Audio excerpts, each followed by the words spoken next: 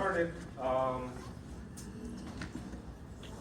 So we should finish the review of Finance 101, and we'll talk about Chapter 1. So let's continue with these stocks. Dividend is basically that the cash flow that managers decide to pay out to the shareholders. Earnings are different. Earnings are basically your revenue minus the costs, all these different costs, including interest and tax. Manager can choose how much dividend that they would like to pay each year. So there's kind of like payout policy that's going to be determined by the manager. So they're different. And dividend is obviously the cash flow that the shareholder will receive exactly. Shareholders are not going to really receive the earnings. Investors can use earnings to evaluate companies now. So in many cases, that people treat these earnings as some cash flows of the profits of the company. In this sense, so analysts would like to forecast earnings. If there's all these earnings report, if the realized earnings is higher than the analyst forecast, stock price tends to increase. If it's lower, stock price tends to decrease. This is not 100% sure. Okay, some case that the market sets higher expectations for the stock market.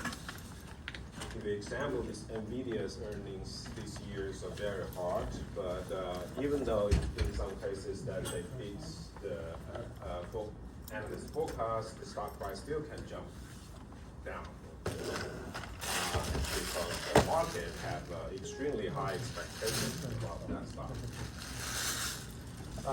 We have a measure of valuation of a stock is called very similar to the price dividend ratio or dividend yield. We use price divided by earnings. It's called price earning ratio. More to be exact, you can use the closing price of the day divided by the earnings last year over the last 12 months. That's called price earning ratio. So you can think about this ratio as the number of years that current earnings the market's willing to pay to own the stock. Okay? For example, on average, price earning ratio is about 15 for S&P 500, which means that if you buy S&P 5 on average, right now S&P 500 price earning ratio is much higher than 15. But let's say that the price earning ratio is 15, which means if you buy S&P 500, pay the price to buy S&P 500, it takes about 15 years of earnings that you will receive your initial investment, all the initial investment. But this shows you the kind of one measure of the price earning ratio. This is called cyclicality adjusted price earning ratio. This is one version. There are different versions. You can think about, right, price earning ratio, price, there's no controversial, people all agree what the price should be. It's going to be the market price of that stock today. Now, the controversial part is how do you measure earnings? Okay? You can use 12-month earnings, or some people say that you have to take, you should use forecast earnings. This is like earnings after adjustable cyclicality of the economy. So it's called K. It's a one version of the price earning ratio. So you can see on average, price earning ratio for the US stock market is about 15. If the price earning ratio is high, that basically means that the price is high relatively to earnings. The market could be, but this is for the market as a whole, not for individual stocks. So if you can think about the market as like the S&P 500, which is a value-weighted average of all the stocks that's being traded. When we say value, is like you're gonna put more weights on those big stocks and put less weights on those small stocks. So the weights are the market capitalization, the total market value of the firm. So it's called market, what we call the stock market as a whole. So on average, the price earning ratio of the stock market is about 15. If it's high, it means that price is high relative to earnings. If PE ratio is lower than 15, usually means that price is low compared to earnings. So you can see that from this picture right now, price earning ratio for the US stock market, according to this measure proposed by Robert Shiller, it's about 38. Okay, that's a pretty high price earning ratio. That's also why people think that U.S. stock are kind of overvalued. So that's this measure, but it's always hard to figure out whether that is true. That's why I kind of don't want to mention this overvalue word, because it's always hard to, even based on this historical measure, it looks like the stock is overvalued, but it doesn't mean that future return is going to be low. Okay. So you can see this was the tech bubble. It's only slightly higher than the price earning ratio right now. And after the burst of the tech bubble in 2000, the price earning ratio dropped a lot. This was in 2008. You can see that the US stock market went to, there was a crash in 2008. And then after 2008, the PE ratio started to go up. And now it's 38, which is pretty. It's we found research have been found. People do research on predicting the stock market and find that this price earning ratio seems to be a good measure, a predictor of the future long-term returns. By long-term, I mean 10 years. So you can see, so this solid line represents the price earning ratio. It's a transformation of price earning ratio. It's very close to price earning ratio. It's called earnings yield. It's just earnings divided by price, rather than price divided by earnings minus some kind of inflation adjusted treasury. So it's close to price earning ratio, and this dashed line represents the stock market return in the next 10 years. So you can see that this is what we call the very high correlation, which means that if these CAPE yield is high, that means that future predict that higher future returns, and if CAPE yield is low, that predicts lower future returns. This is also provides some evidence that there's people arguing that given the current market valuation being so high, stock market return over the next 10 years won't be very high, okay? Because it's overvalued, somewhat overvalued. But, okay, this is just some kind of research finding based on correlation. It's always hard, extremely hard to predict stock returns. Even with this evidence, that you see this evidence from the past data, it's still very hard to predict future returns. Even the yield is high, that may not necessarily mean that the stock market in the next 10 years definitely gonna be very low. So if you look at this, you can see that these years, I think after, these are very high return years, but the predictor is pretty low. So there are some deviations here. So it's very hard to, first of all, market is very, very hard to predict. Second, we do have some evidence that market is somewhat predictable, but that evidence doesn't really help you to timing the market. People do try to use this price earning ratio to try to build some kind of trading strategies around it. So you start to sell when the price earning ratio is high and buy when stock price earning ratio is low. Turns out that that strategy didn't work very well if you lose historical data. Okay.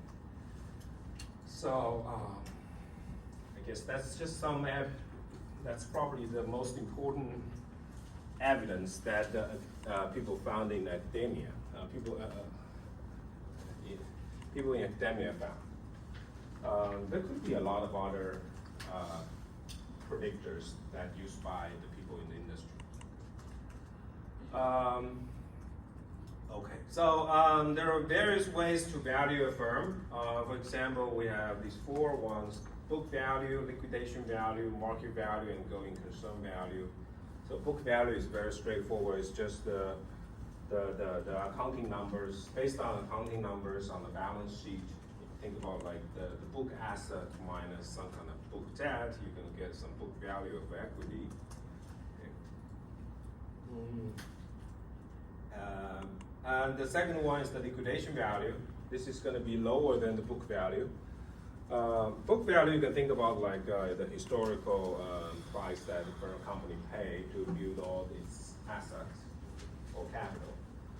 Liquidation value is the worst case balance sheet. So you can think about, for example, if the company goes bankrupt today and the managers want to sell, liquidate all the asset of the company, how much money they will be able to raise. That's the liquidation value. It's usually less than the book value. The market value is the share price. You can think about the stock price. Stock price times the total number of shares that the company has been issued, outstanding, or so that's the market value of a company. That's usually is much higher than the book value and liquidation value. We will see that later. The market value is basically some kind of it's more like a forward-looking value measure of a company's value. Okay, it should be some kind of discounted future cash flow, the present value of future cash flow. Price to book is the market value of the company divided by the book value. Okay? If you have a higher book price to book ratio, that means that market value is much higher than the book value. These usually these tech companies, they're gonna have very high market to book ratio because the book value is relative. They don't have much physical capital. Okay. If the market value is relatively low compared to book value, that's kind of it's called what we call the value stocks. They're usually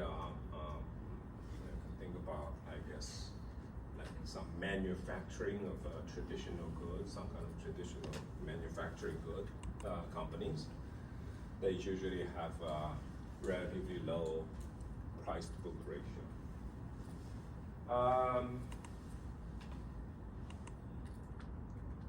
So since market price is like a forward-looking value, so if the company tends to have a higher future growth, the market value will be much higher than the book value. If investors think that the company's growth is going to be low, then the market value is going to be relatively low compared to book value. There's this going concern value, which is market value less the liquidation value. Okay, because market value usually is much higher than the liquidation value.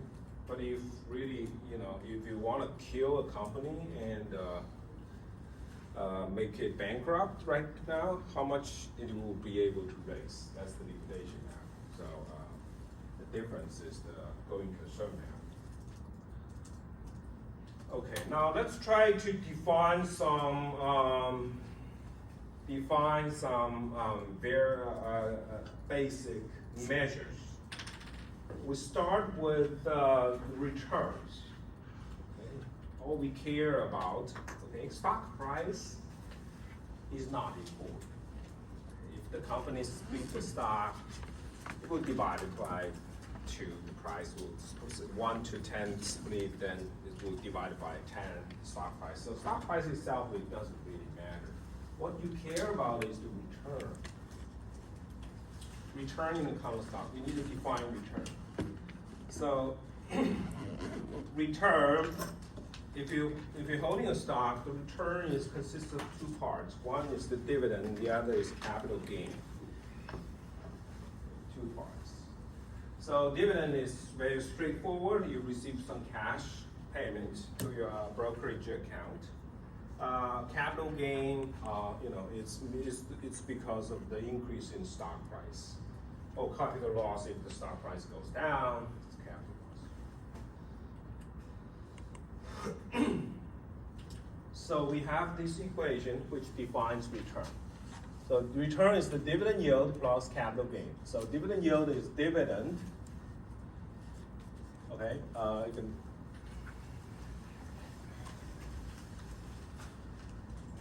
This way.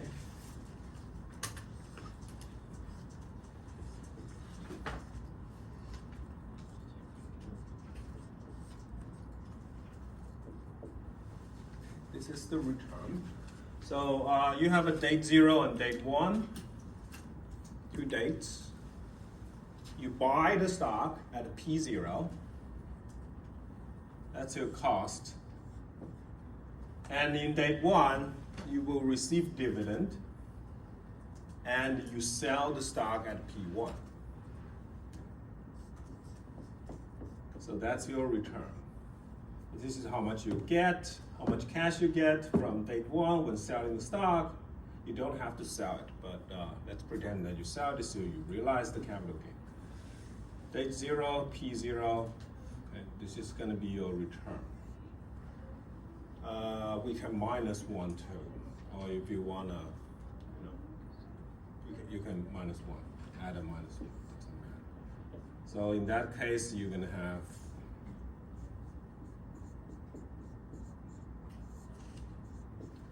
this is the dividend yield, and this is capital gain. The capital gain is also kind of like the percentage change in stock price. So that's how we measure return. Sorry, why is it D0? Why is P0? P0. P0, it should be P0, sorry. I mean, why is it D0? D1. Dividend. D1, sorry. Yeah, D1. So P0 is we call the ex-dividend price of ex-dividend. So this is the price after dividend is paid, has been paid. So this is what we call the return, and this is important.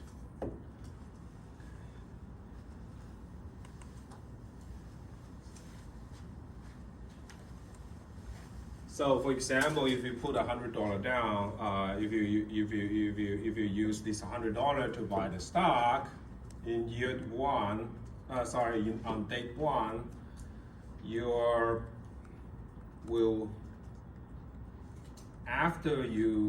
market value of this $100 will be 1 plus 100 times 1 plus the return.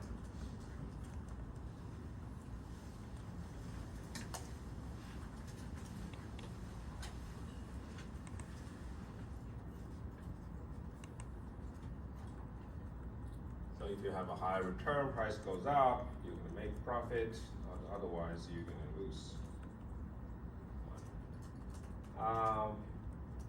Based on this equation, we can also write a slightly different way.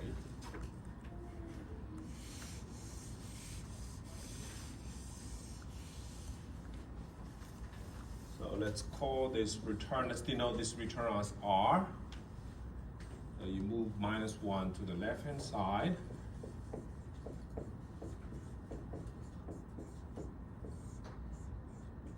And move P and one P to the left-hand side. You're gonna get the second equation on the slide. And this is totally different, even though these two are equivalent, but the economic meaning of this equation is very different. So how do we interpret this equation?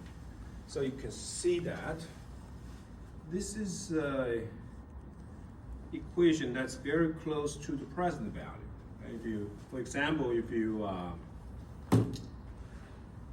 receive this cash flow at date 1, right? You sell the stock, you buy the stock at date 0 and sell the stock at date 1. You receive P1, you receive dividends. So P1 plus dividend, this is the cash flow at date 1.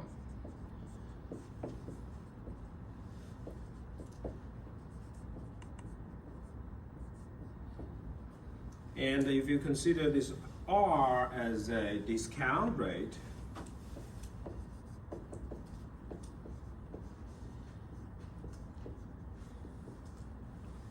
this is a present value relationship. So you basically discount the cash flow at discount rate, you get the price at date 0. So you can see that share price is a present value.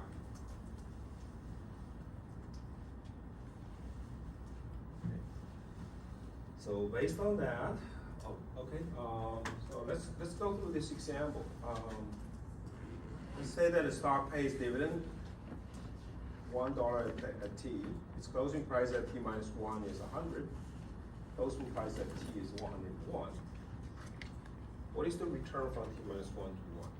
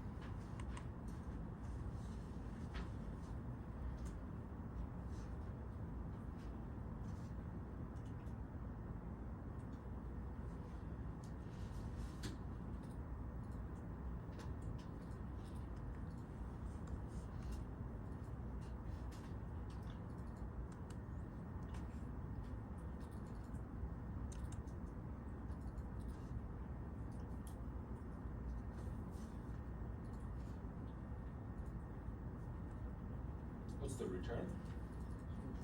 It's 2%. Thank you.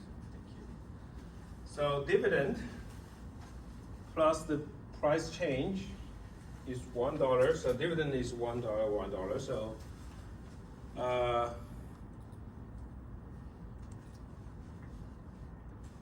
So you have 101 plus. You can use this equation. 101 plus 1 divided 100 minus 1, so this is going to be 2%. So if you invest $100, you will receive your market value of your investment will be $102. is a pretty straightforward example. Now, given this equation, we can see that stock prices can be written as a present value of the future cash flow. But this is only one cash flow, and then there's kind of like stock price in the next period. So you have to use this equation again and again. You can actually get a very important equation for valuing a stock, which is this equation. So you can imagine, right? So this is pretty straightforward, this equation. Is that you have, if you buy a stock today, you hold it until it goes bankrupt. It goes bankrupt, so so you're gonna hold it forever. Let's assume that you hold it forever. Then what you will receive? You will receive the future dividend because you will never sell the stock. Assuming that you don't sell it at all.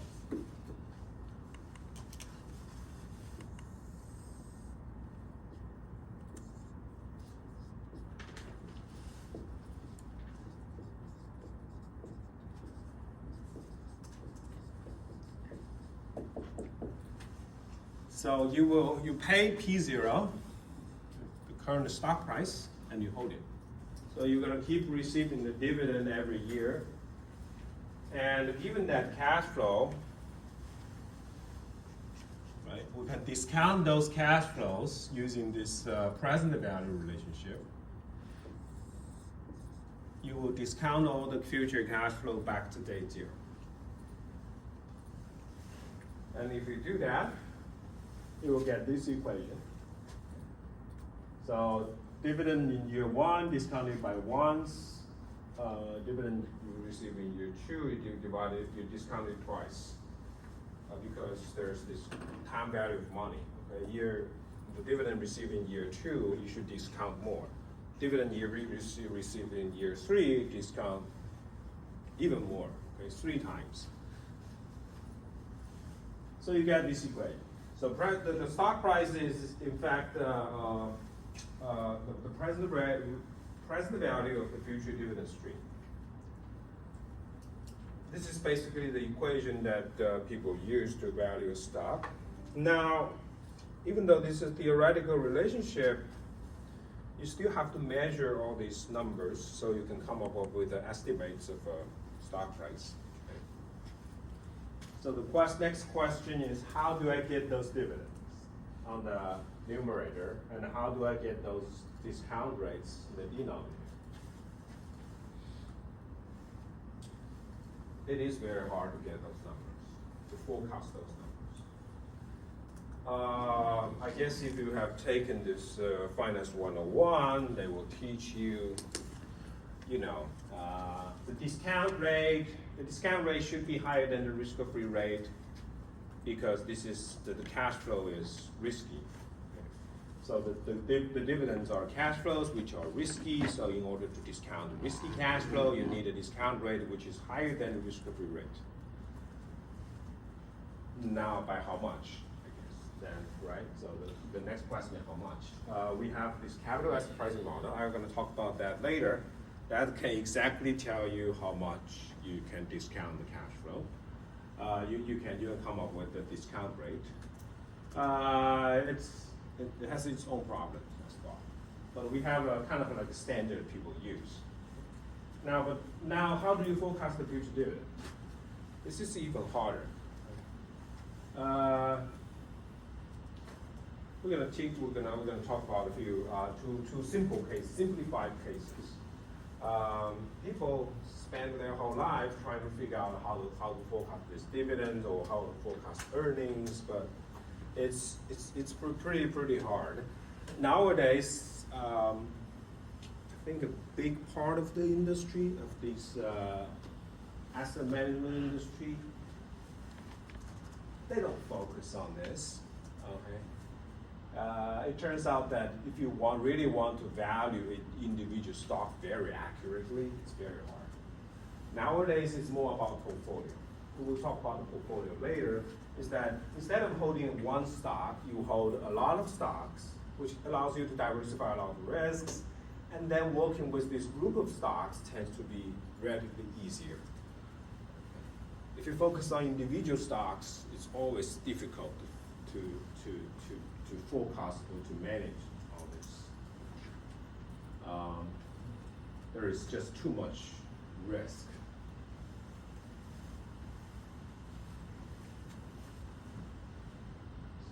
So that's why you see that these days these index funds are very, very popular because they basically focus on portfolios.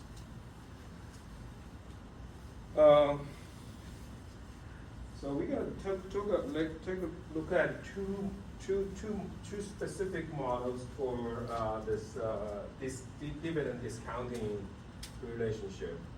The first one is constant dividend. So we are going to assume that all the future dividends are exactly the same. There's no change in the dividend. We will use the same discount rate as well. We're going to make further assumptions. All these assumptions are obvious. So constant dividend, so you can see that basically you're going to receive a dividend for the forever. It's like a bond, I guess, more like a rather than stock, which there's no risk at all. So it's like you're buying a bond, which is going to pay you a coupon for every year, forever. So that's called constant dividend model. This is also called the present value relation. This is called perpetuity. What can we do?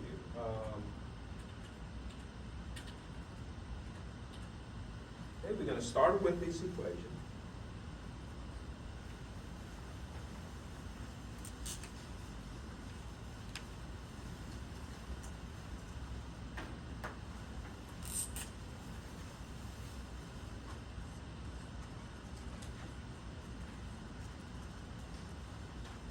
So dividend is going to be a constant.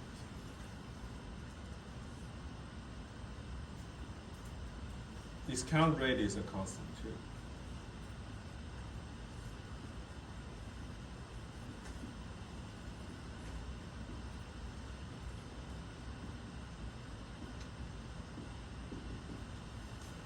Okay, we start with this equation, and we assume that all the future dividends are the same, discount rates are the same. And we can, this is in mathematics, this is called a geometric series. There is a formula, but I can show you that it's, in fact, very straightforward to solve this. You times both sides by P1 plus R.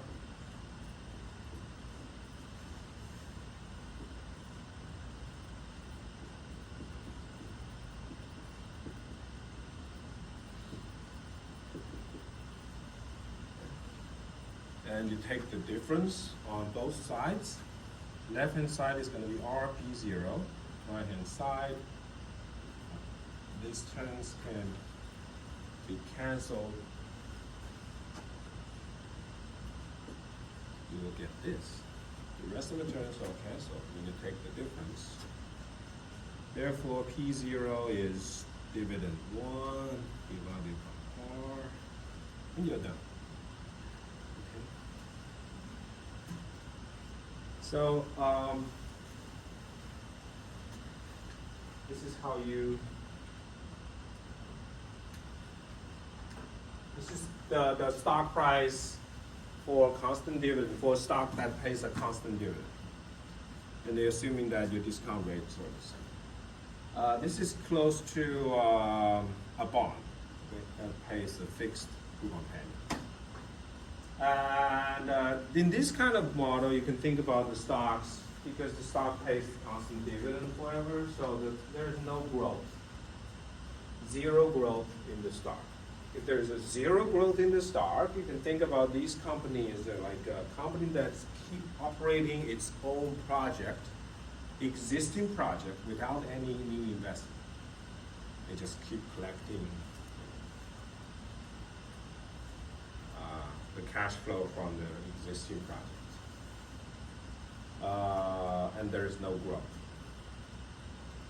In that case, these kind of companies, they tends to pay out all their earnings. These kind of companies, the dividend is very close to earnings. We will see that later, that EPS is basically earnings per share.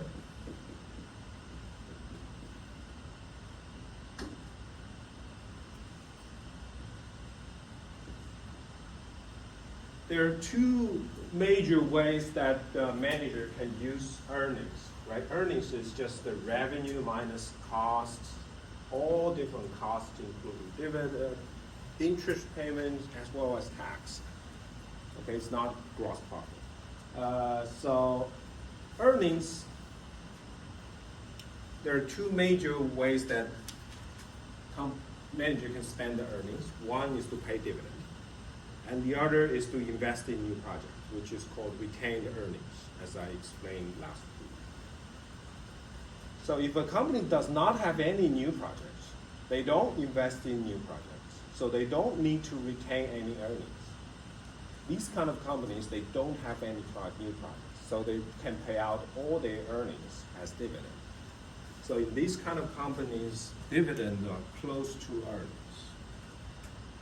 So for these kind of companies, you can use dividend divided by discount rate, or you can use, because their dividends are close to earnings, so you can use their earnings divided by the discount rate to value this kind. Usually the market price for these kind of companies is relatively low because their growth is low, there's no growth. And market value is all about future growth.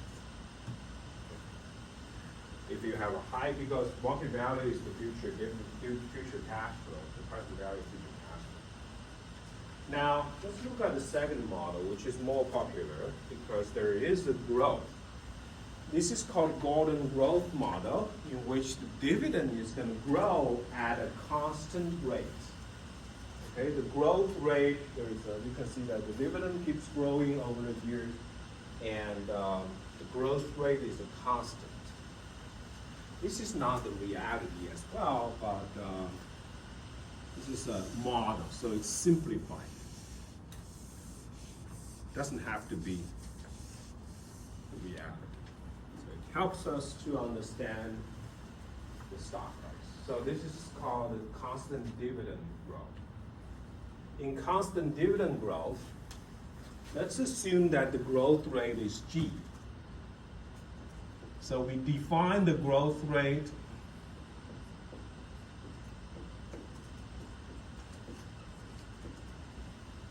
as dividend in the next period divided by dividend in this period minus 1.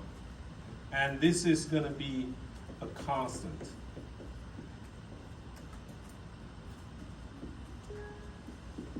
So the dividend growth rate over time are constant, which is driven by G. Given this relationship, you can see that dividend in the second period is going to be dividend in the first year times 1 plus G. Dividend in the third year is going to be dividend in the second year times 1 plus G, and so on. So that's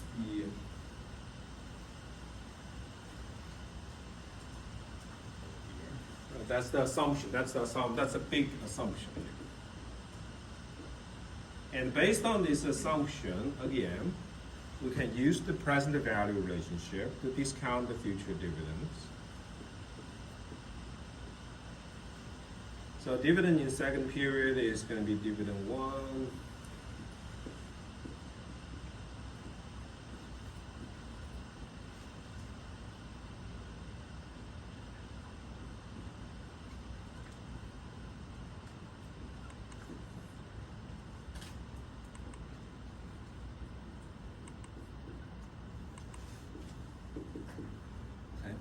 So that's the price of a stock.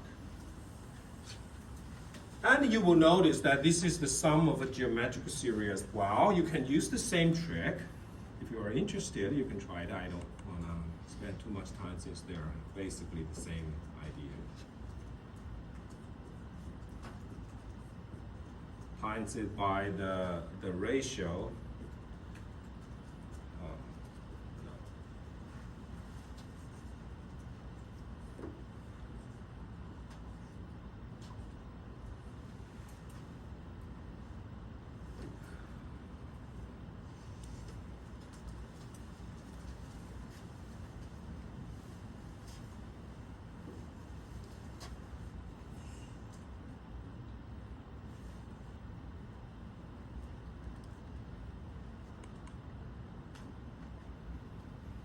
Oh, sorry, there is a square.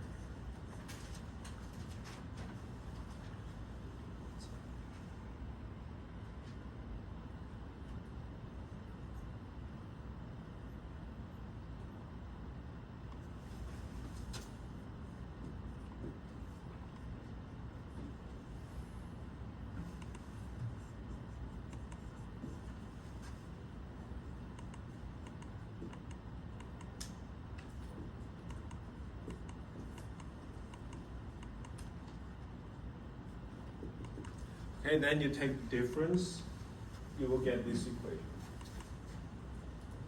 Now, let's look at this equation. This is called Gordon growth model. It's very important in understanding the stock price. So let's look at this equation. So P0 is the current stock price. This is the dividend next period, for example, next year. R is the discount rate. G is the growth rate. So, most important, I guess, is G, because this is something different from the constant dividend model. You see that because G is in the denominator, and there's a minus sign here, so if you ever have a high G, you can think about a stock that has very high potential growth. If your G is high, because the minus sign and the G shows up in the denominator, so high G means high price. Price is increasing in G. So if I have a higher potential growth of it's a company that higher potential growth, your price can be very, very high. Your stock price can be high. P is increasing in G. Discount rate, then, if your discount rate is high, of course, stock price is going to be low. And then the dividend. One thing that you have to be careful is that the G has to be, in this equation, G has to be less than R. If your growth rate is higher than discount rate, this is not, the price is going to be infinity, so this is not well defined. But this is this model. So let's look at example. ABC declare a dividend of 30 cents next quarter. Dividends are paid out at the end of every quarter. Let's assume annual growth rate to be 5%, discount rate 15. What's the price of a share given this Gordon growth model? Excuse me. Yes? A question about the assumption. Is the dividend 3, is it 1 plus G squared in the assumption? So the most important assumption in this model is that dividend grow at the same rate in the future. Oh. So from year 1 to year 2, the growth rate is G. From year 2 to year 3, the growth rate is also G. So from year 1, year 2, year 2 to year 3, and so on, every year the growth rate of dividend is a constant. But the 1 plus G doesn't have to be squared. 1 plus G is, this rate is,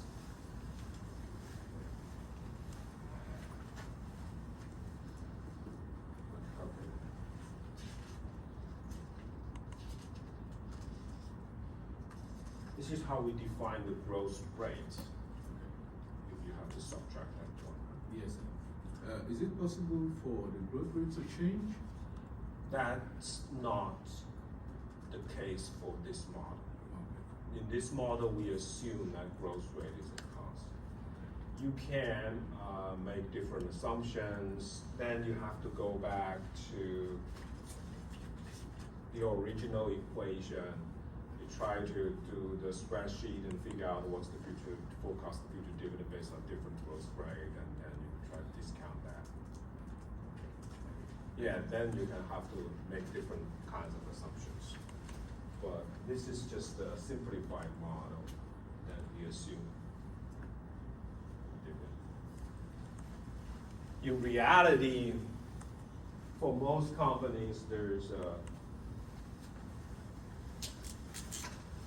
most companies, like they start very small and then they tend to grow very fast and then keep on being this flat and probably go bankrupt at some point. That's usually the case. But this is just a simplify to get some kind of a simple answer. So one question. Uh, So there, the last line, Uh-huh. dividend one divided by 1G, right? Yes, you're right. Sorry. Should be moved out from here.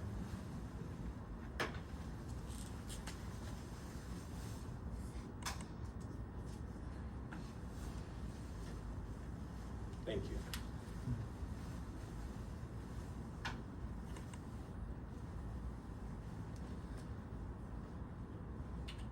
So let's try to work on this problem for a few minutes.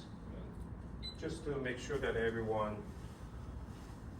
is able to use this equation, because this is an important equation for stocks. Probably the first model for stocks.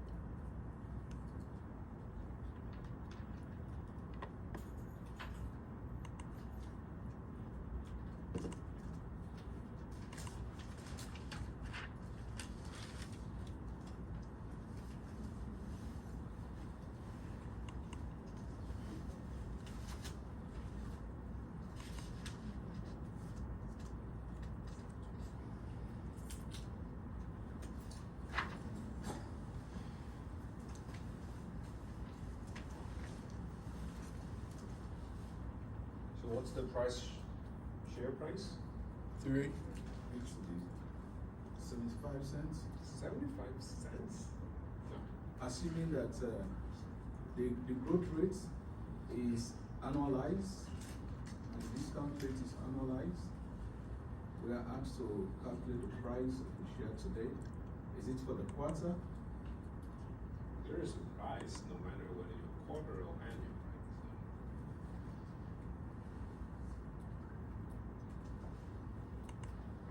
So, when you use this equation, you have to make sure that the numerator and denominator use the same unit of time, okay, one period. This is, for example, if you use quarterly dividend, R and G has to be quarterly. If you use annual dividend, this has to be annual. So what's the price? 12. So, Oh, I see what you did.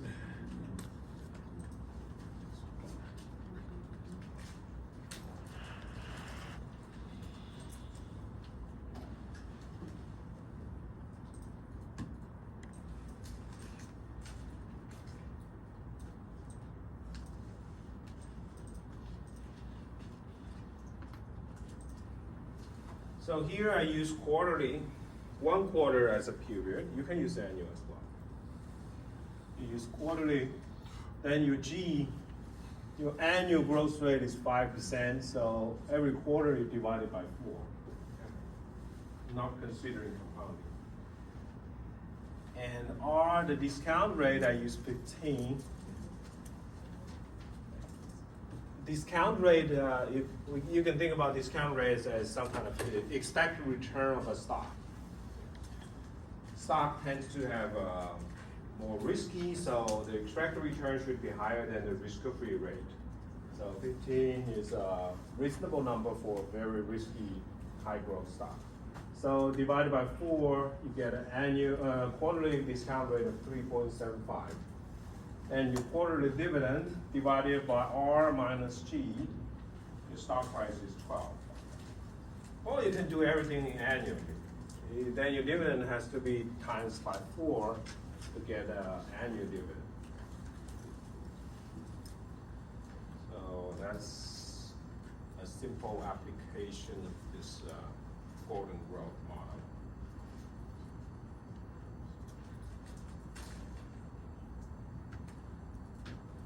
In fact, as you can imagine, that in many cases you can, we do see the stock price.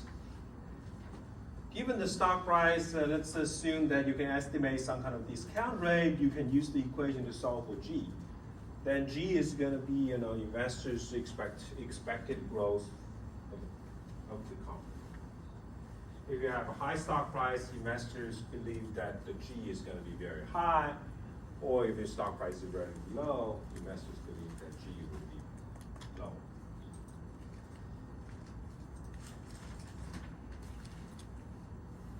So based on these two models, we can categorize stocks into 2 types.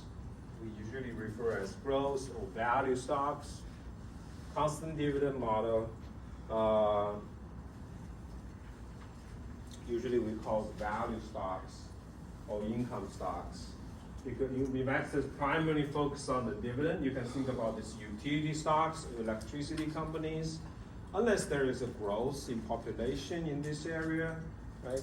The income of the revenue of electricity company is kind of fixed. Unless something going on. For most areas, they are somewhat fixed. The cash flow is somewhat fixed. So this is, you can kind of use this constant dividend model to value the stocks. But if you think about this big tech company like Google or Nvidia, they have a very high potential growth of their future dividends. So we call them growth stocks, so constant dividend. You can think about this golden growth model, especially for very high G, that describes these growth stocks or tech stocks. There's a very interesting pattern that we find in the historical data, since the end of World War II, in the US, the value stock generally outperformed the growth stock. Okay. That's kind of counterintuitive for most people, especially nowadays. Okay. You would think that these tech companies should outperform. That was the data starting in, if you start data in World War II until now, if you look at the return of value stock versus growth, you can see that value stock outperform growth. This is what we call the value premium. A lot of people, a big part of this asset management industry actually focus on using on this premium, try to earn this premium. However, this trend has reversed over the past decade.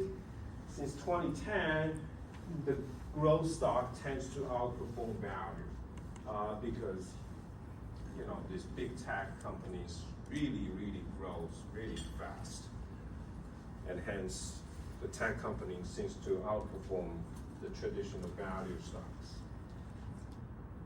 So this is something worth knowing. Not sure about future. Okay? People are still arguing that if you look wait for longer, probably the value stocks will come back.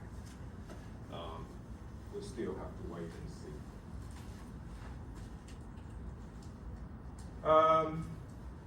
Okay, there's some interesting ratios based on dividend versus earnings. As I said, there's two major usage of earnings. One is to pay dividend, and the other is to invest in new projects.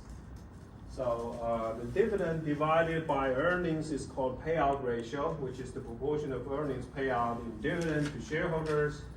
The pullback ratio is basically the proportion of earnings that retained by the company to invest in new projects.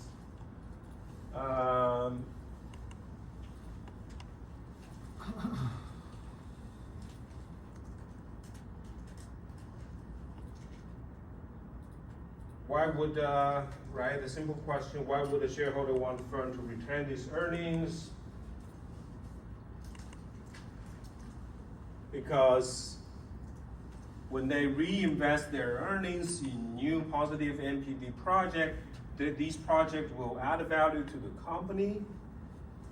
You may think that, well, as a shareholder, I still have to wait until the new project starts to make money. No. The market will realize. As a shareholder, you don't have to wait until the new project starts to make profit. Once a company invests in a new project which has a positive NPV, the stock price will increase immediately. You don't have to wait.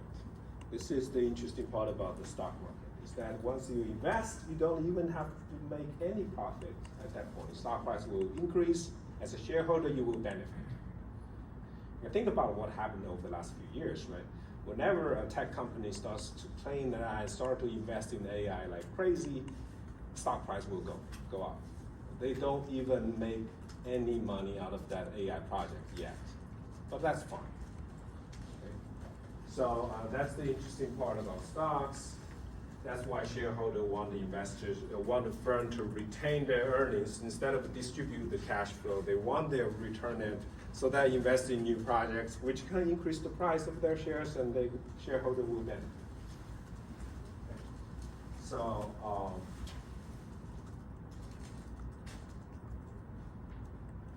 let's look at. Let's take a break.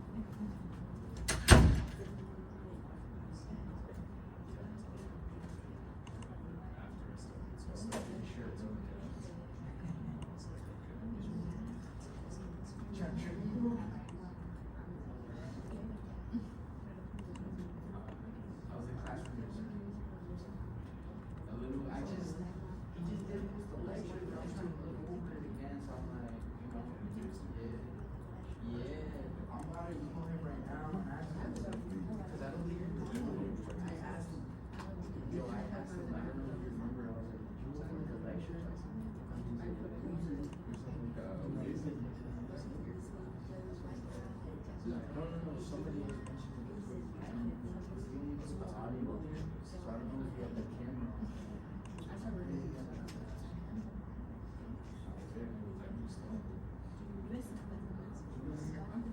don't know if it's, it was there on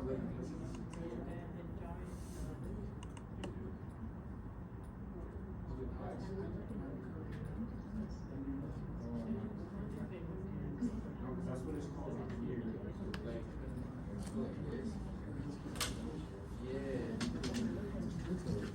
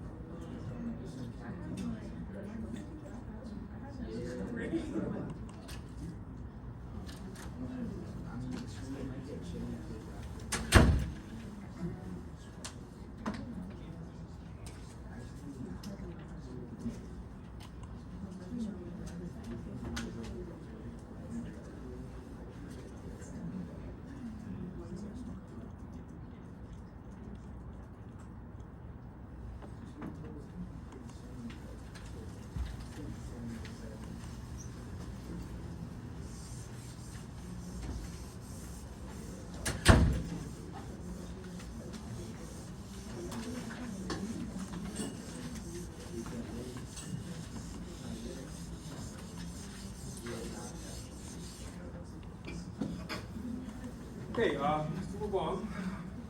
Let's look at this example. We want to see before we do the math.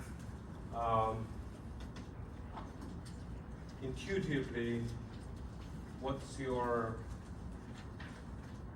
I guess your guess? You guess about the payout ratio of Apple. I think Apple's payout ratio is going to be higher than Intuitive.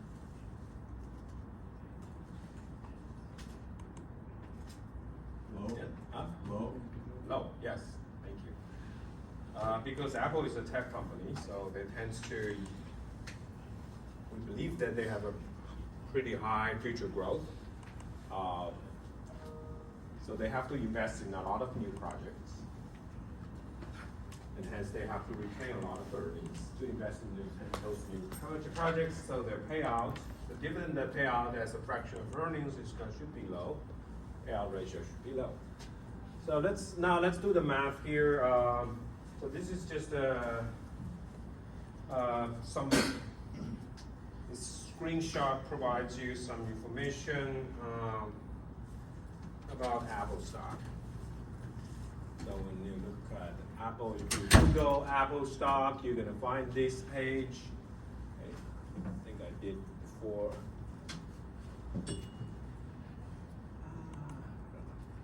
So this open price, stock price when market opens, highest price of the day, lowest price of the day, market cap, this is called market capitalization, which is the total market value of Apple's equity.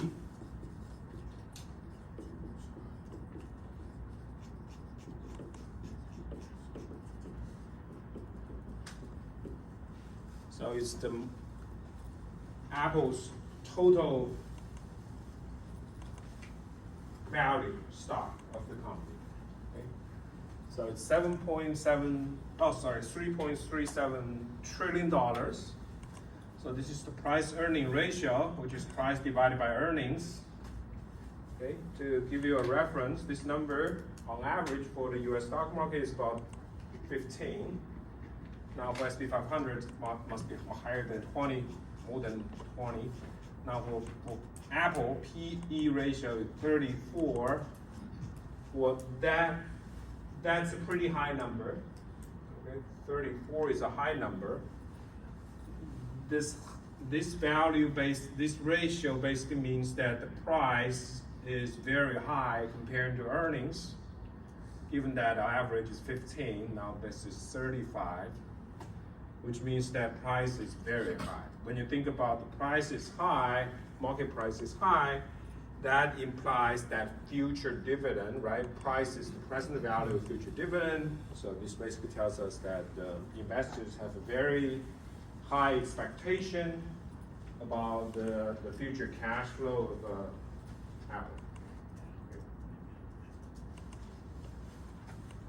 Apple. Dividend yield, this is dividend divided by price, is 0.46. That's a pretty small number for average US stock. On average for US stock, for any stock market, the dividend yield is about 3% on average.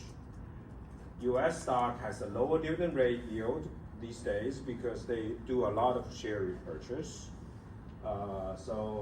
SP 500 dividend yield is slightly less than 2% these days. But this dividend yield is even lower, it's 0.46, which is less than 1%. Okay? Obviously, if you're a shareholder, you do not focus on the dividend next year. You are more focusing on, if you buy Apple, you want the price to go up, not receiving the dividend distributed by Apple. So 52-week high, this means 52 weeks usually represents 1 year. So this is kind of like the highest price over the last year, lowest price over the last year, just quarterly dividend payment. Okay, so these are some basic information about Apple stock. Now, based on this information, let's do some simple calculation. For example, we can solve for the payout ratio and pullback ratio of Apple. So payout ratio is dividend divided by earnings.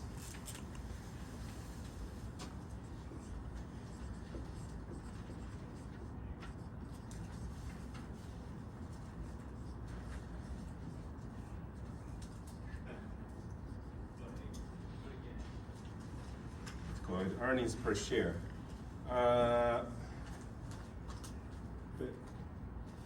Next payout, pullback is 1 minus payout.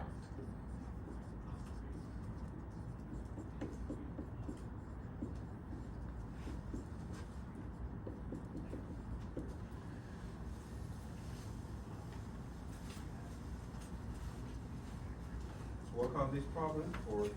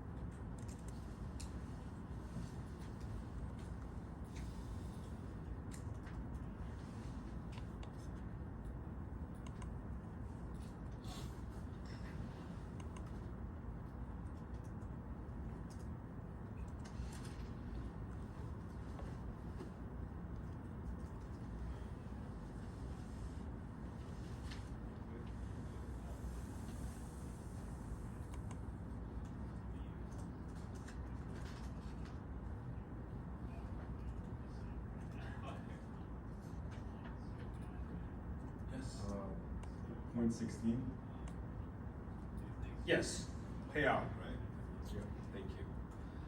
So, in order to solve for the payout ratio, you need to dividend and earnings. Okay? Dividend can be, well, you can directly look at the dividend, or you can, based on this information, you can use dividend yield. Okay, so the market price is 227. Given the dividend yield is dividend divided by price, you can solve for dividend. And given the price earning ratio, you should be able to solve for earnings given the price. And then take the ratio of the two.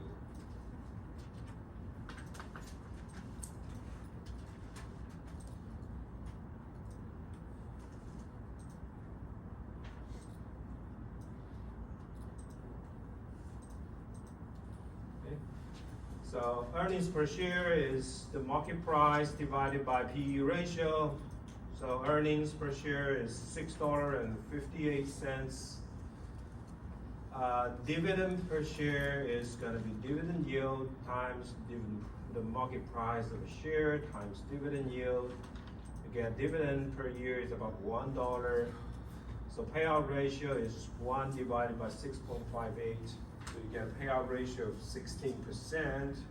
So they only pay out about 16% of their earnings as dividend.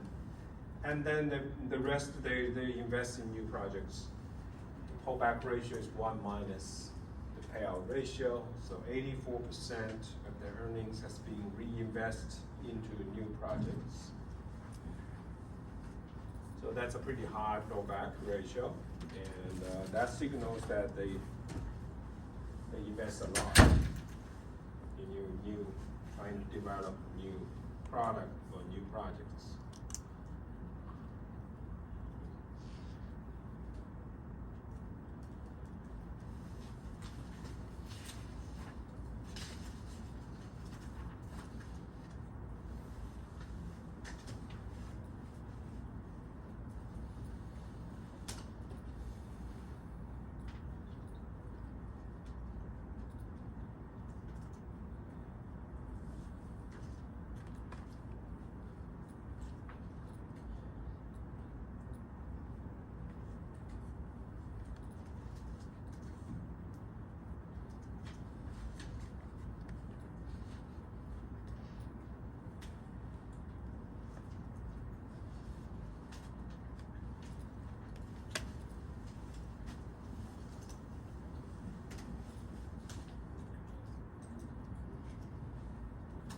So the next example is ExxonMobil.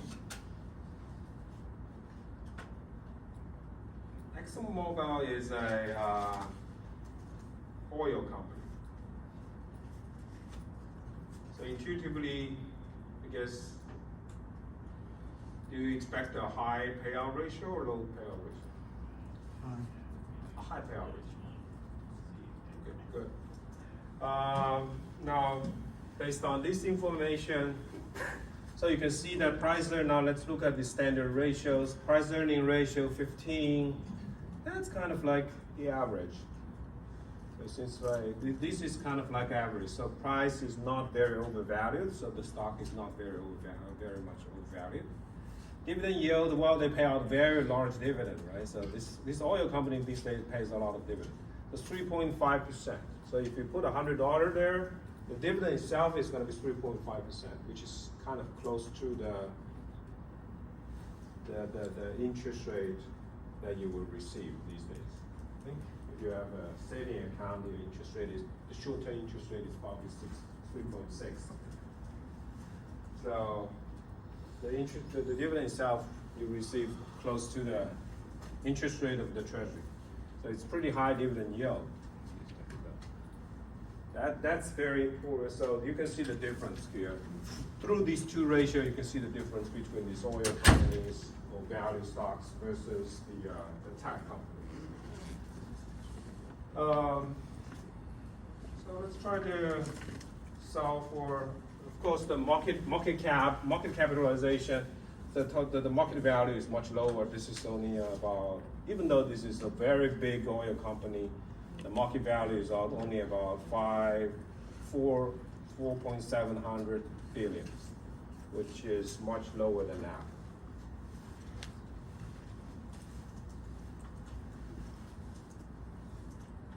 So let's try to solve for the payout ratio, right? You can just change the numbers here using the ratio from ExxonMobil.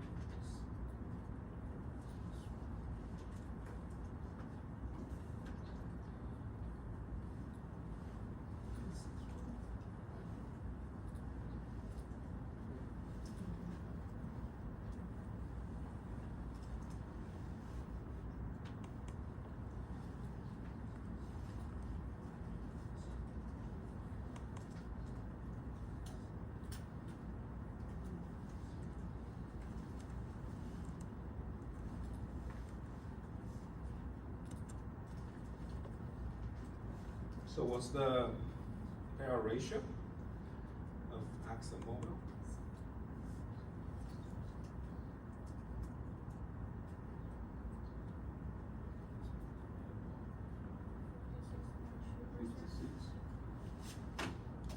$56. 56, yes. Thank you.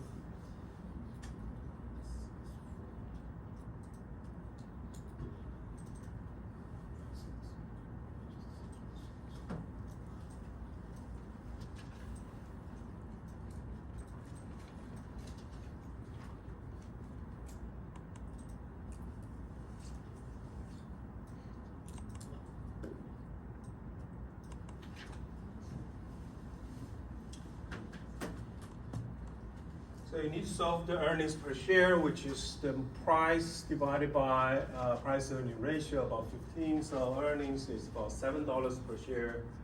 Dividend per share is share price times dividend yield. So given that share price is 111, you get $4, about $4. So payout ratio is 4 divided by 7, about 56%. Pullback is just 1 minus the payout. So if you compare to Apple, which is payout ratio is about 16, the ExxonMobil pays out 56%.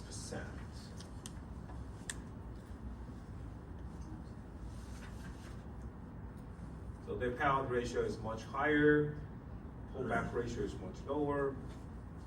So if you really, I think there are kind of like two kinds of investors in stocks. So one group that like to invest in tech stocks, and there is another group of people who like to invest in this kind of, I guess, value stocks, or they chase for yield. They want a high dividend yield, right? So if you want a high dividend yield, then you should buy these kind of oil companies because the dividend yield is pretty decent. Even if you don't sell any stocks, you still receive 3.5% per year. That's a pretty high dividend yield. So if you're really like to have a very high yield,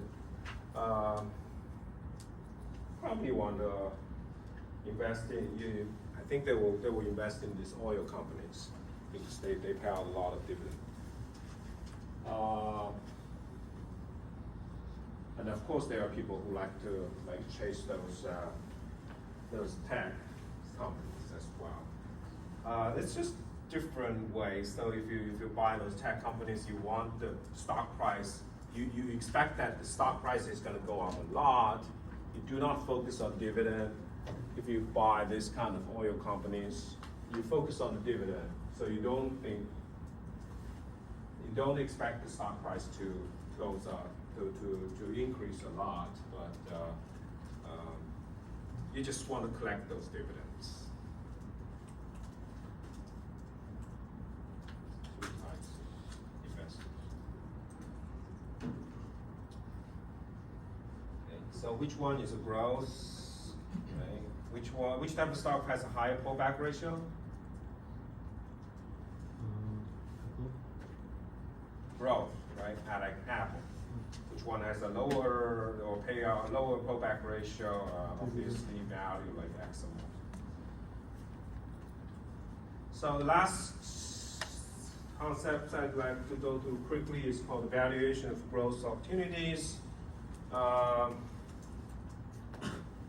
As I explained, that if companies start to pull back earnings into new growth opportunities, that will increase the valuation. And especially if this NPV of these growth opportunities are positive, stock price is going to go up. So part of that stock price actually reflects the present value of these growth opportunities, especially for those growth stocks. Investors, how can we measure the growth opportunity? We have an equation to kind of people try to measure that. So we observe the stock price. We split the stock price into two parts. The first part is if I stop the company from investing in any new projects.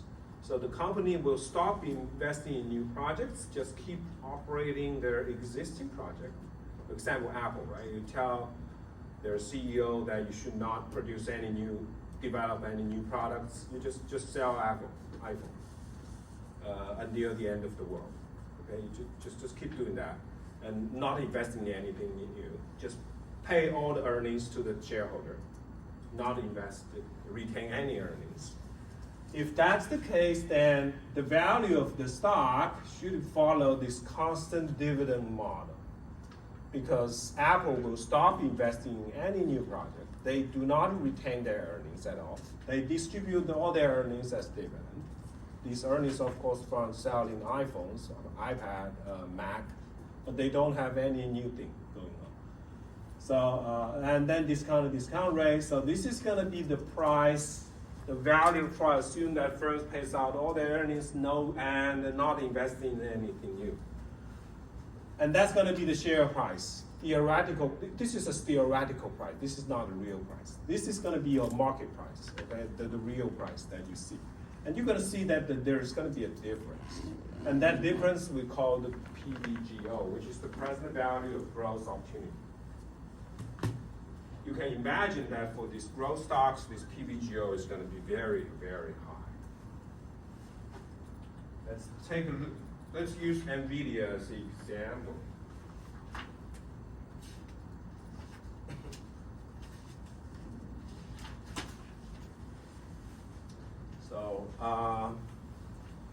So now the market capitalization of NVIDIA is $4.3 trillion. That's the biggest company in the world. The price earning ratio, you can see that this is higher, much higher than Apple, 58.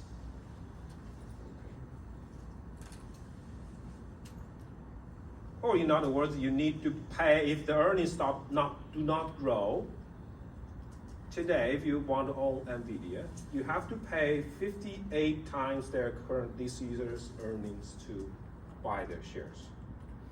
If earning doesn't grow, you have to take 58 years to make the money to pay for buying the stock.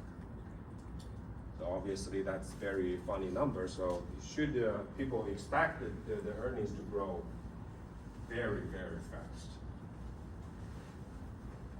And dividend yield is 0.02%, which is almost nothing, zero. Okay, now let's try to solve for the PVGO, I make some assumption here, okay? I assume that the discount rate is 15%, and now I start to think that this probably is a too small discount rate. Discount rate probably should be even higher. But let's pretend that it's 15. It's a very risky company.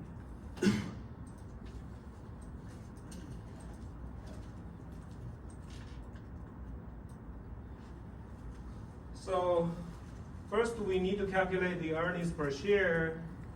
So the price is about 179, about 180, divided by the price earning ratio about 58.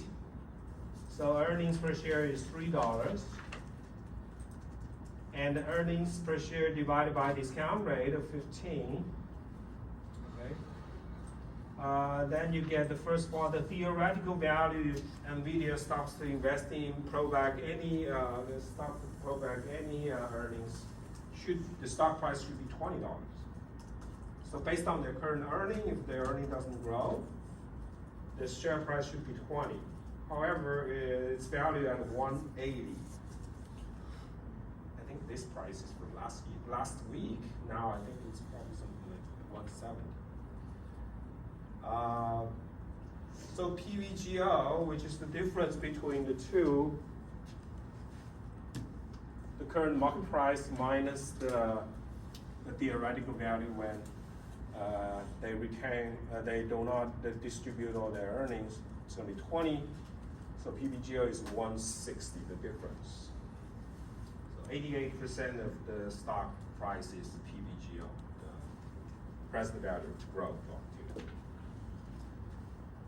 So that's why people say that, if you watch TV, or you're going to see that people say, NVIDIA really has to grow very, very fast to be able to justify their valuation.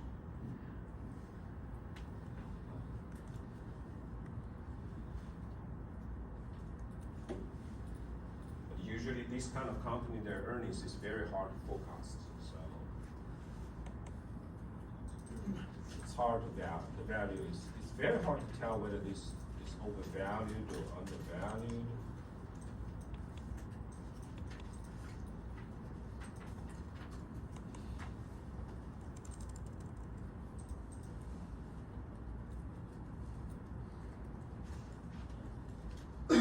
That's why we like to talk about portfolios. And we will talk about portfolios today. Working with individual stock is just that there's too much risk going on, and it's just very hard to figure out. A lot of this is unpredictable. So we will see that portfolios are easier to work with. What we call the portfolio theory. So now let's go to the chapter 1. So that's the end of the review. If you still have any questions about some basic corporate finance, you have to read that textbook as I explained. And then let's move on to risk management. And I don't think this chapter 1 is risk management. It's mainly about some basic finance as well, but much more than present value and the stock versus bonds. Okay. So now let's start with risk.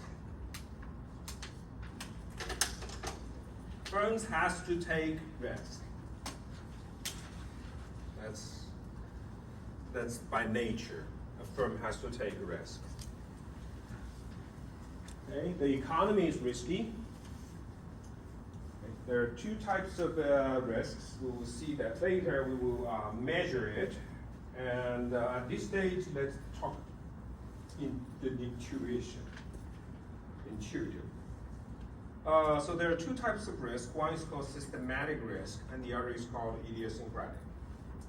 The systematic risk, it affects all the companies. It will impact all the companies.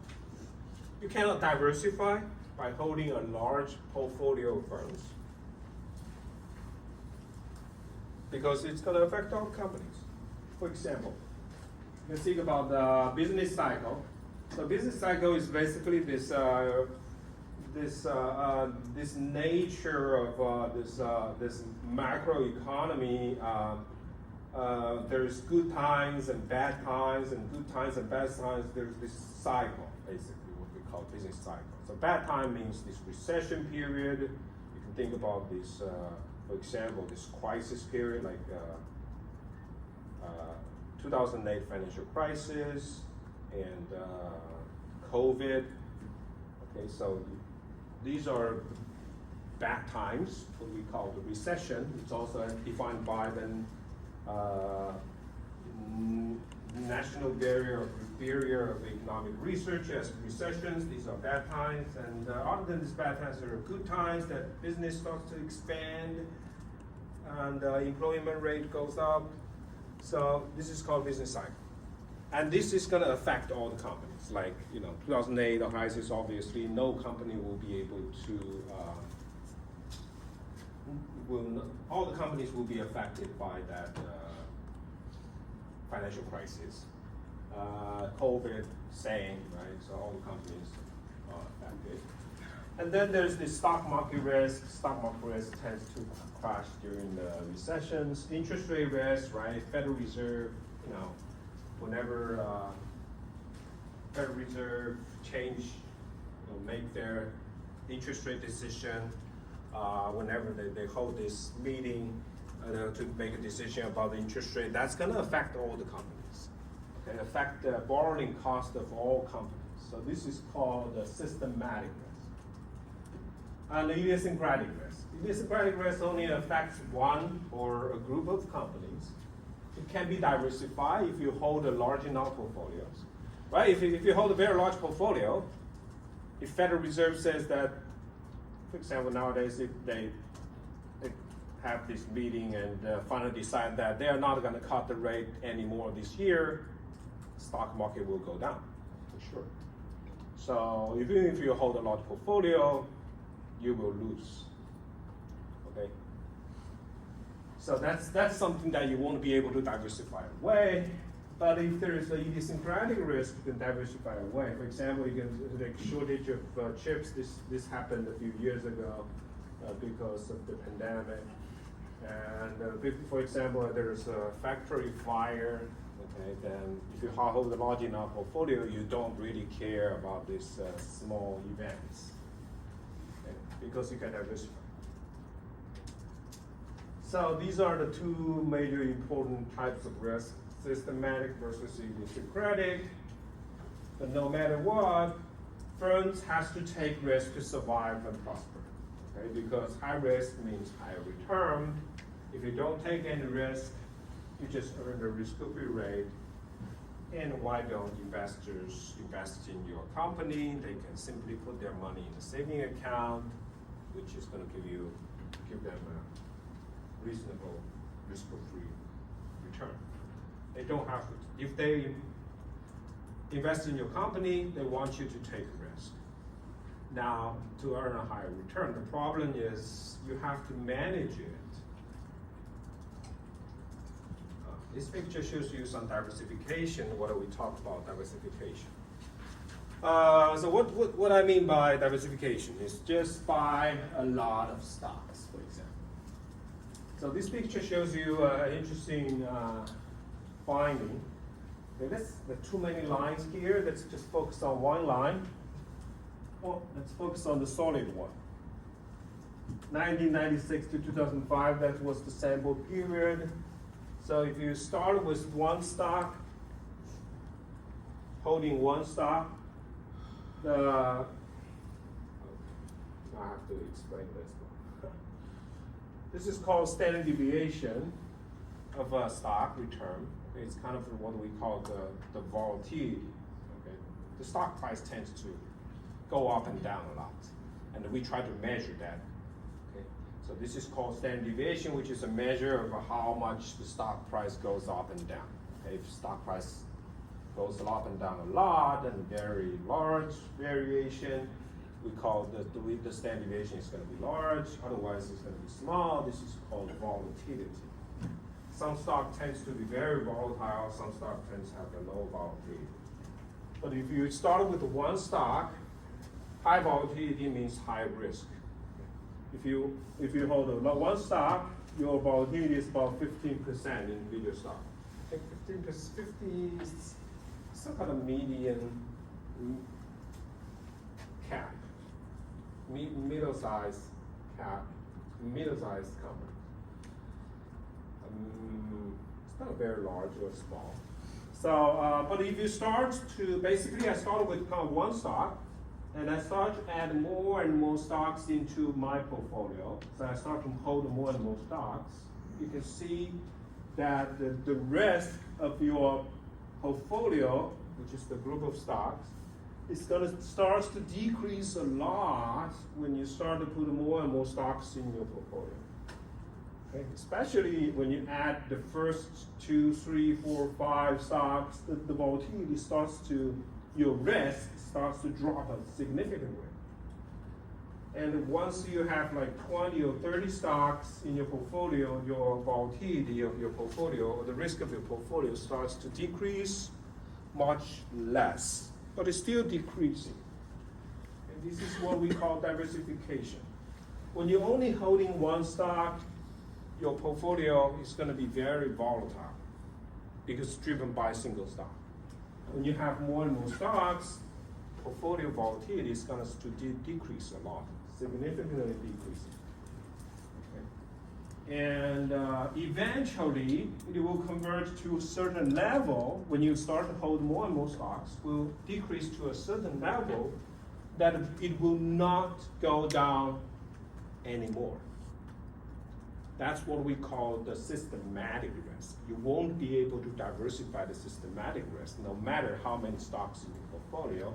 That's the market risk. You can think about like if you hold like 2,000 stocks, you're pretty much close to holding the SP 500 or the market. Okay, SP 500 is kind of like the market. Like there are 500 stocks in that portfolio. That's the systematic risk. You won't be able to get rid of. But you still, I mean, the good news is that you can, when you hold a lot of stocks, you can make the risk to be much lower. This is the diversification effect. It is very, very important nowadays in investment. You want to diversify in order to reduce the risk.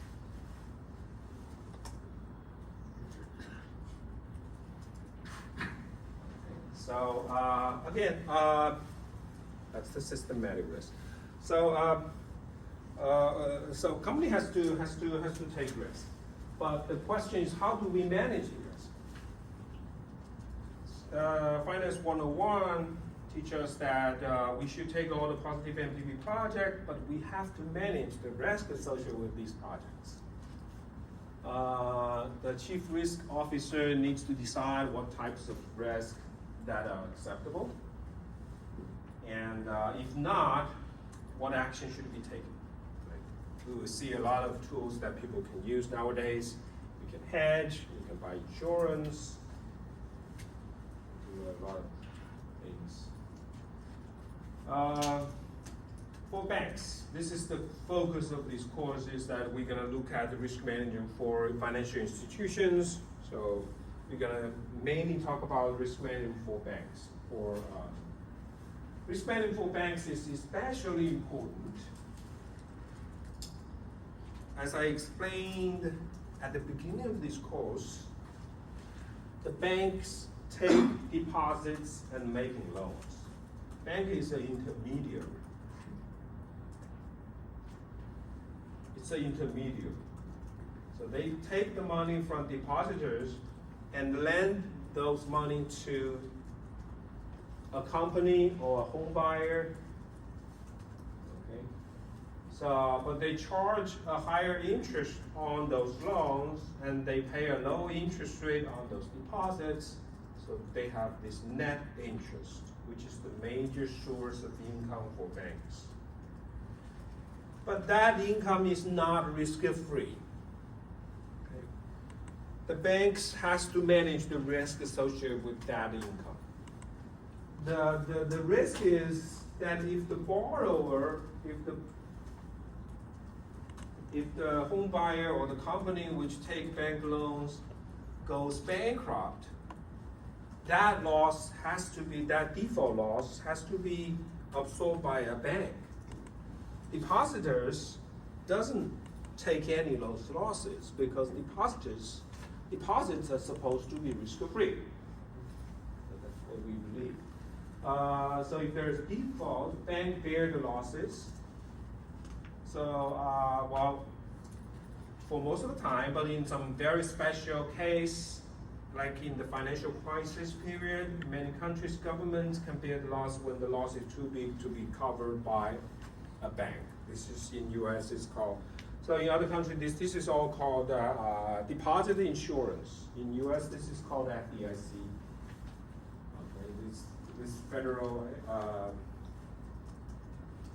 agent basically does this job. So FDIC to guarantee all the deposits. Banks diversify. Of course, banks do their own job in trying to control, to manage the default risk. Is that banks diversify default risk by holding a very large portfolio of loans. So they lend to different people living in different areas. They lend to companies in different industries in order to diversify all the risk. If you have a very diversified portfolio, you can remove all those idiosyncratic risks like this. Okay. So banks try to hold a very large portfolio. This is like pretty much like holding stock. If you hold a large portfolio of loans, like bank, you want to hold as big as possible so you can kill all those big idiosyncratic risks. So bank tries to lower their risk. But this doesn't always work because systematic risk can't be diversified away. Okay, this is like 2008 financial crisis. Is systematic risk. It affects all the banks, all the world now, right? You make loans to different home buyers from different state, different work in different industry. Now 2008. All the home buyers suffered. So all there's huge amount of defaults of home buyers across all the states. So so banks wasn't able to cover those losses. Okay. So this is called systematic risk. Even if you have a big portfolio, cannot be diversified. So how do we control the risk, manage the risk associated with this crisis? That's an open question. Okay, now let's try to, we have to quantify. So modern finance is all about quantify all these concepts. So we try to quantify risks and so that we can manage the risk quantitative. So let's start with a measure of risk. So risk versus return, we know that there is a trade-off between risk and expected return. Higher risk, higher expected return. How do we measure risk? We're going to start with, we will introduce several measures of risk, and this is the simplest one.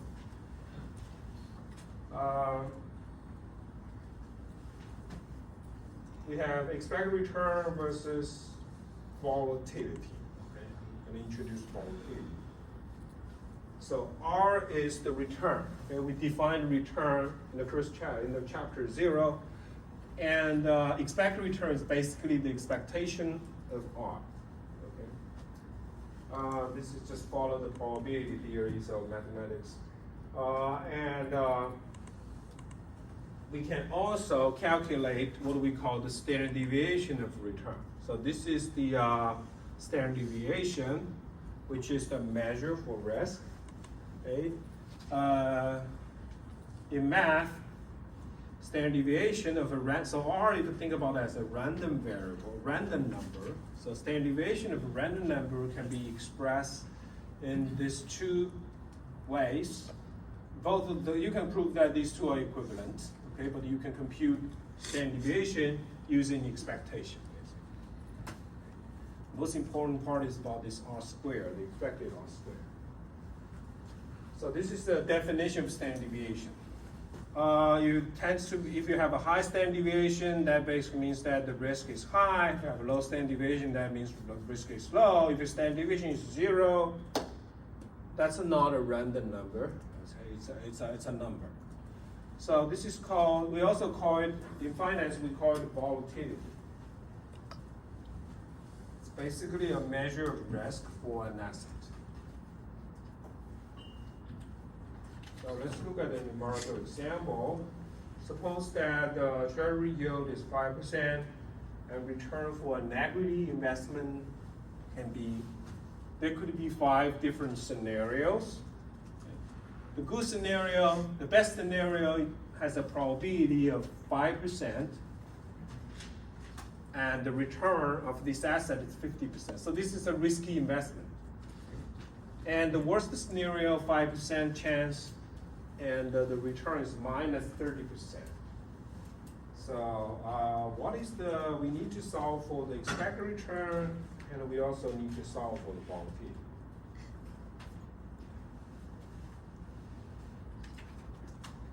Let's work on this problem.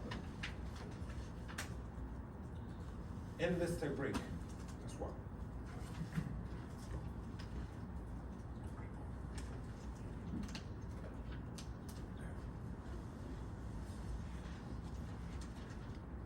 If you want to take a break, you can take a break.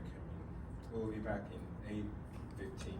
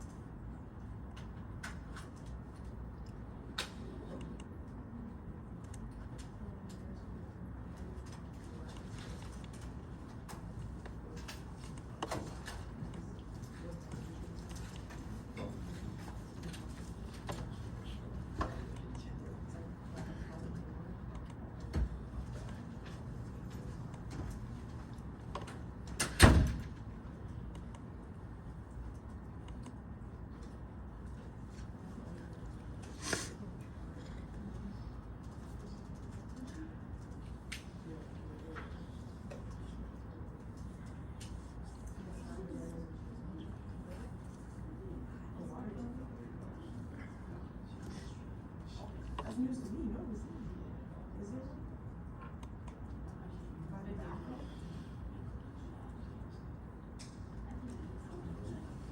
There is one? It's two people. That's different.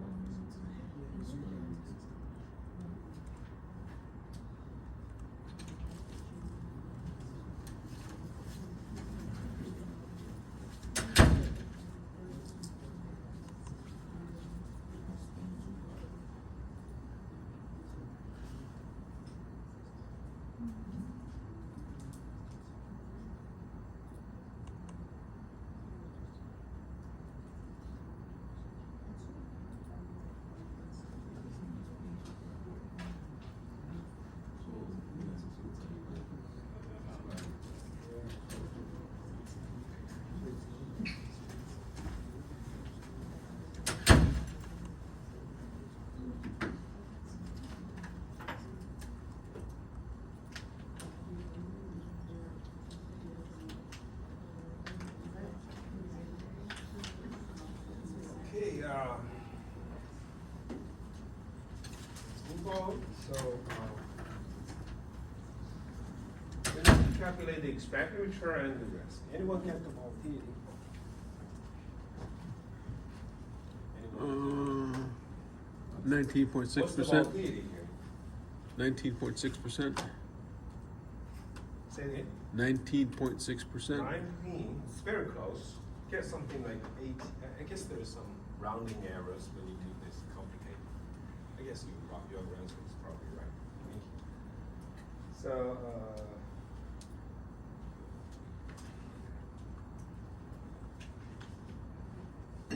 yeah, we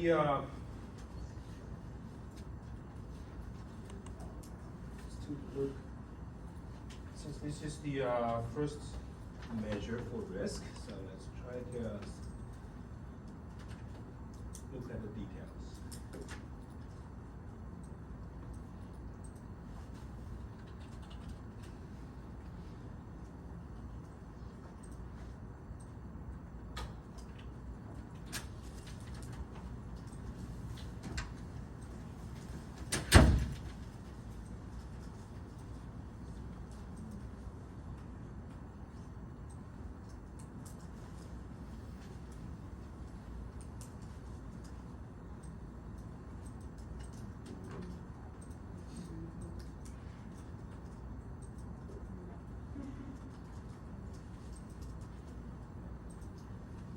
Let's first look at the expected return. The expected return is just the expectation, okay? So,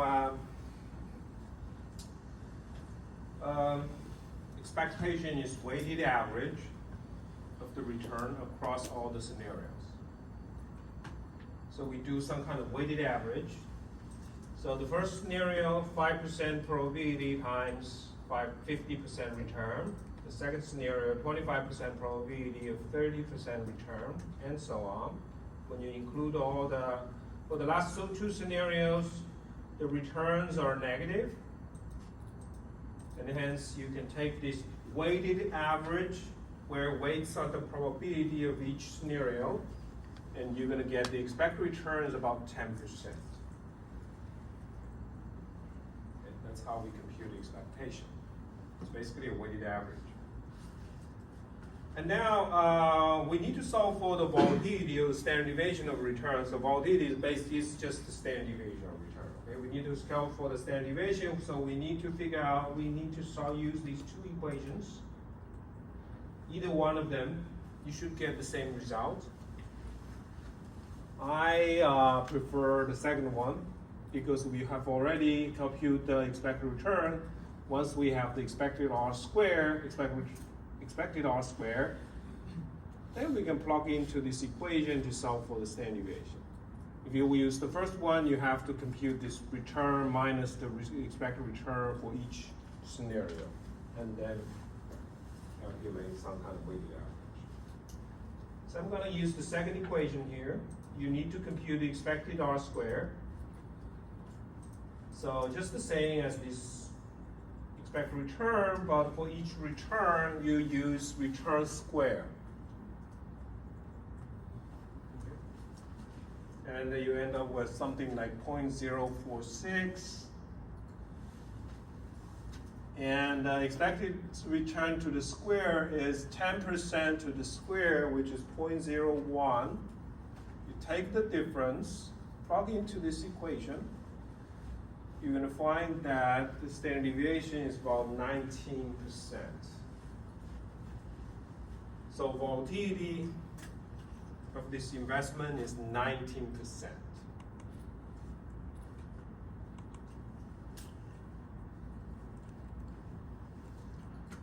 So these two numbers are very close to the SP 500. So SP 500 average expected return is about 10%. And the volatility is about 16 to 18%, which is very close to this number.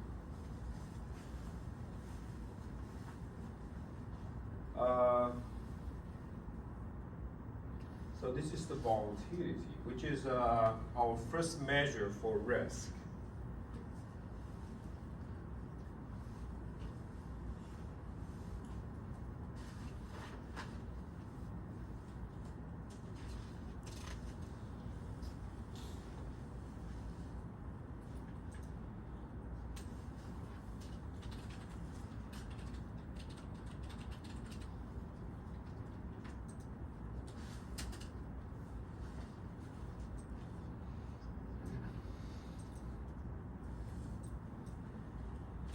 this is a index for the volatility of SP 500. It's called VIX index.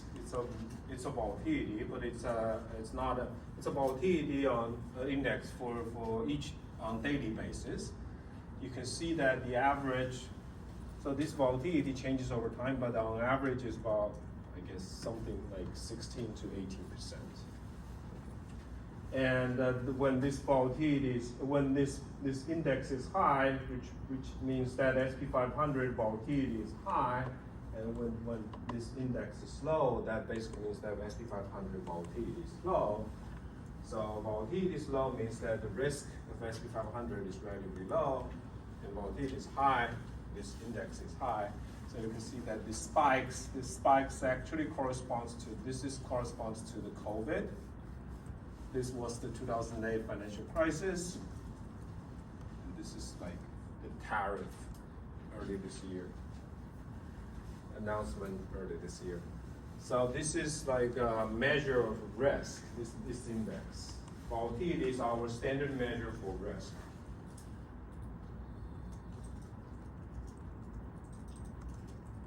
And we can also go back to the picture I showed you at the beginning that, right, so volatility of individual stock is more than about 50%, but for the index, for SP 500, when you have a very large portfolio, your volatility is gonna drop to about 16%, 16 to 18%. That's because of diversification, which can reduce a lot of these risks. So what can we learn from this example? To taking more risk, you can earn a high expected return than the treasury. In the best scenario, you can earn a 50% return. In the best scenario, worst scenario, you lose 30%. So if your initial is 1 million, you lose 300K. So, so this is just a measure, right? So we try to quantify the risk so that we can manage it. And we can quantify all the tools that we use to deal with this risk. Now, we know that intuitively, high risk, high return, now we want to quantify this relationship as well. So we want to see the risk and return trade-off. This risk versus return trade-off is basically, you know, if you want to earn high return, you want to take more risk. But at the same time, all of us, we don't like risk. We don't like this. You know, your portfolio is like to be very volatile, so you don't want to risk, right?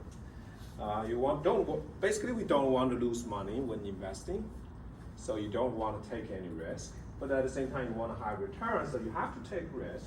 How do you do this trade-off? Right? How do you choose? How do you optimize the choice of your portfolio? So this leads to this so-called optimal portfolio theory. So we seek risk versus return for a single project. A firm or investor usually invests in several projects at the same time. So this helps to diversify the risk.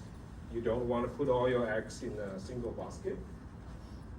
So how do you make choice of this risk versus return trade-off? You want a high risk. You want to hold a high, you want to earn a high return, but you don't want to take too much risk. That's the goal. How do you optimize for multiple projects? Let's look at this 2-project case. So we're gonna develop this mathematical model.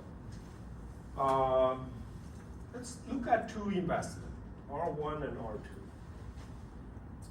Both of them are, let's assume that they are risky investment. You can think about 2 stocks, okay? They're Apple stock versus Tesla. Now, you only have a choice. You don't, your decision is not gonna affect those returns, okay? Those returns are given. So you don't have a choice of those returns, but you do have a choice about how much of your wealth will be invested in Apple and how much of your wealth will be invested in Tesla. So how do you split your money across these 2 stocks? So you can put W1 fraction of your wealth in the first investment and the rest in the second investment. So you have a fraction, this fraction is your choice. You can make this decision. You don't have any control over R1 versus R2. You're a price taker, I guess. You have to take that as given. So if your total return, then your portfolio return, or what we call the total return, is W1 times R1 plus W2 times R2.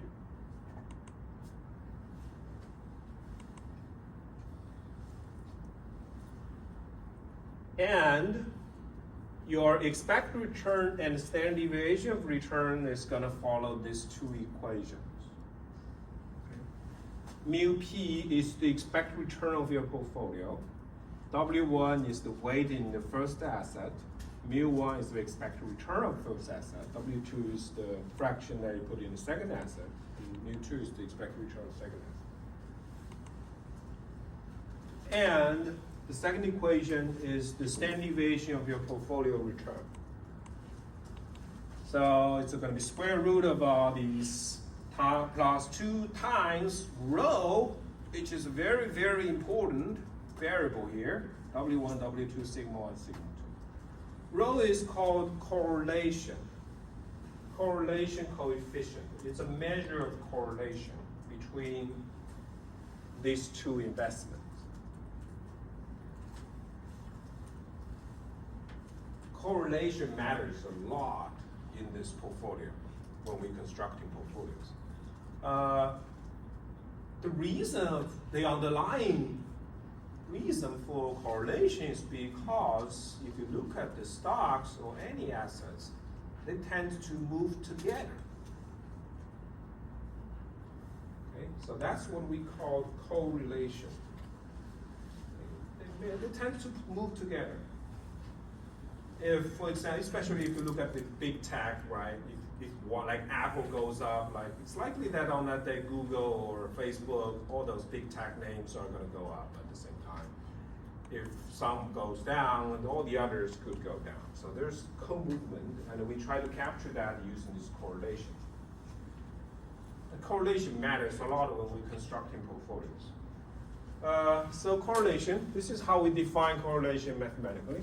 So correlation of the two random variable x and y is defined in this way. It's the covariance between x and y, let's say x, y, and random numbers.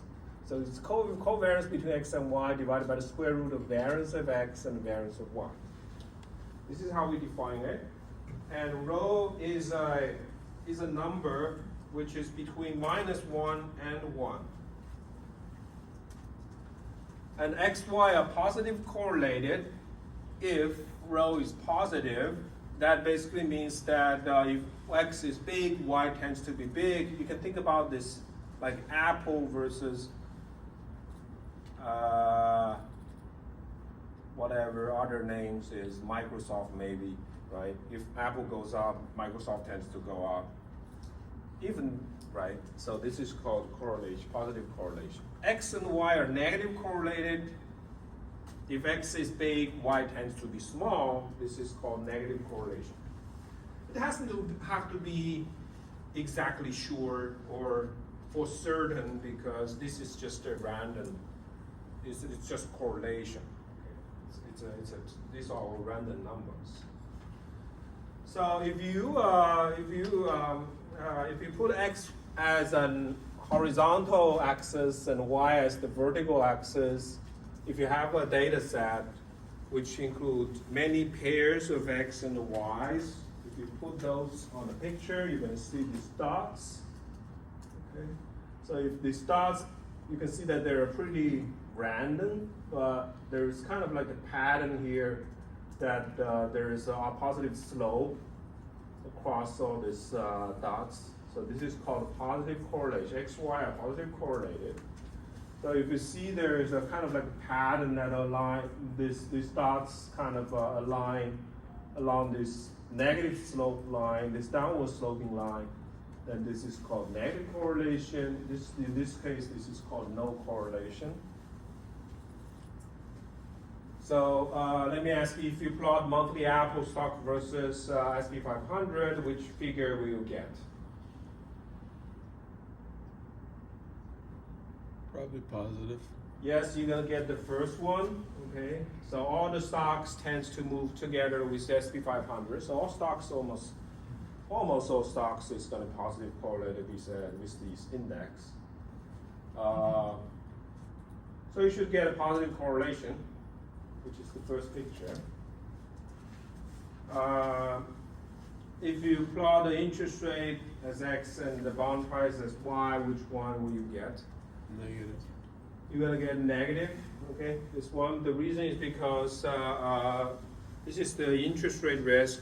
Basically, bond price is negatively related to interest rate because interest rate is a discount rate. Price is present value. Is the future cash flow divided by the interest rate. So interest rate shows up in the denominator. If you have a high interest rate, bond price is going to be low.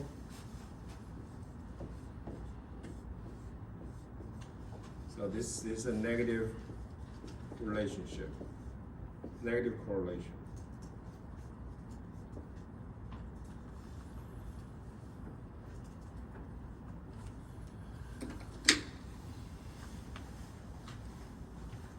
And I can also show you for stocks. Okay, for stocks, correlation coefficient is mainly to measure the co-movement of these two stocks.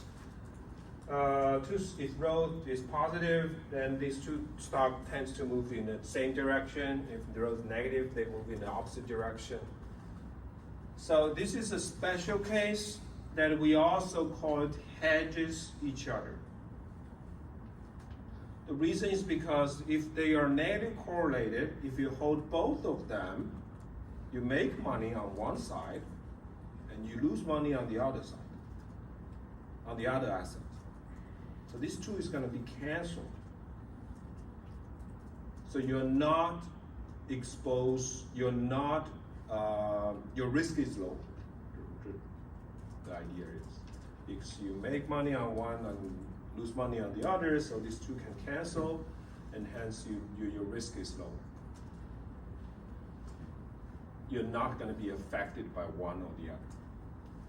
So that's what we call the hedge each other, and we like negative correlation. In fact, unfortunately, there's not much negative correlation. We love negative correlation, but it's very hard to find.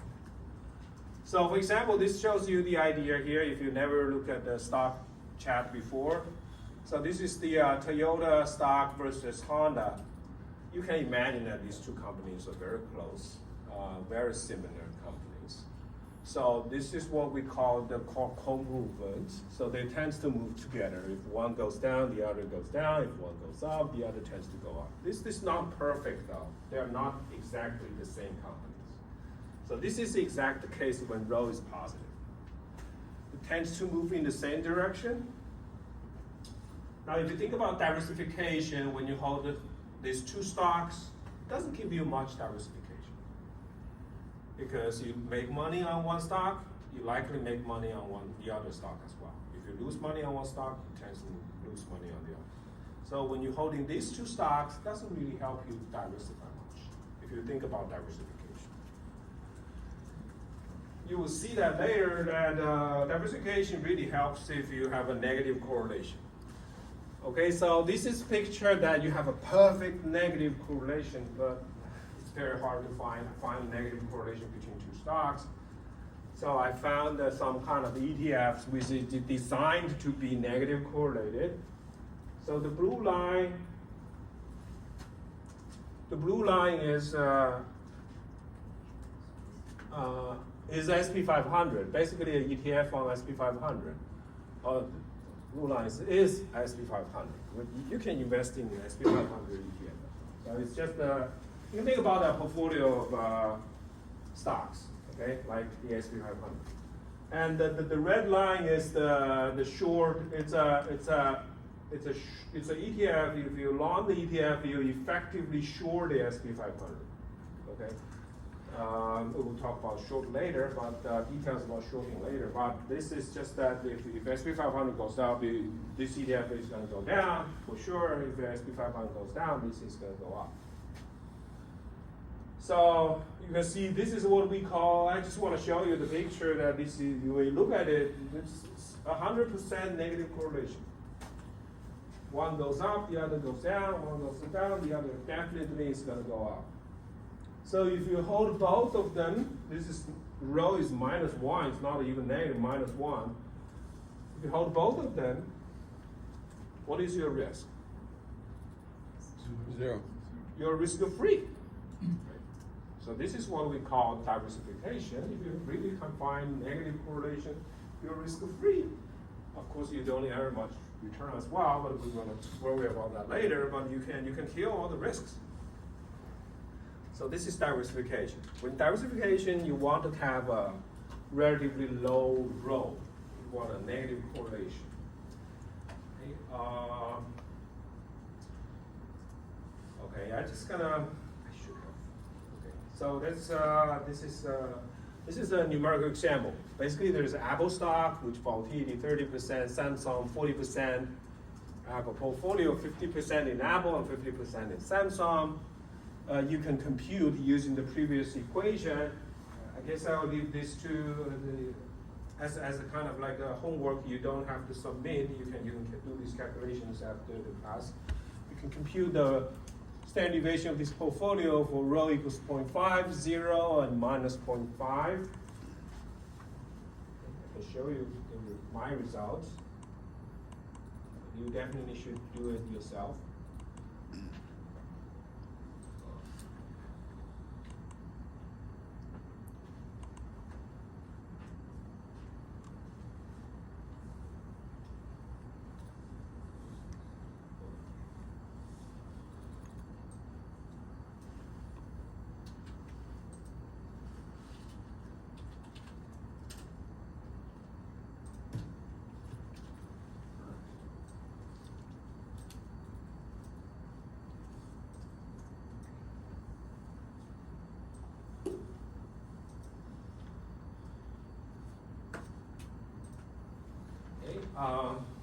So these three rows, you can compute three volatility. You can see that the volatility of your portfolio is going to be decreasing. It's going to be, when rho goes down, the volatility goes down as well. So that's the effect of diversification. Diversification is going to help you a lot if your rho is low.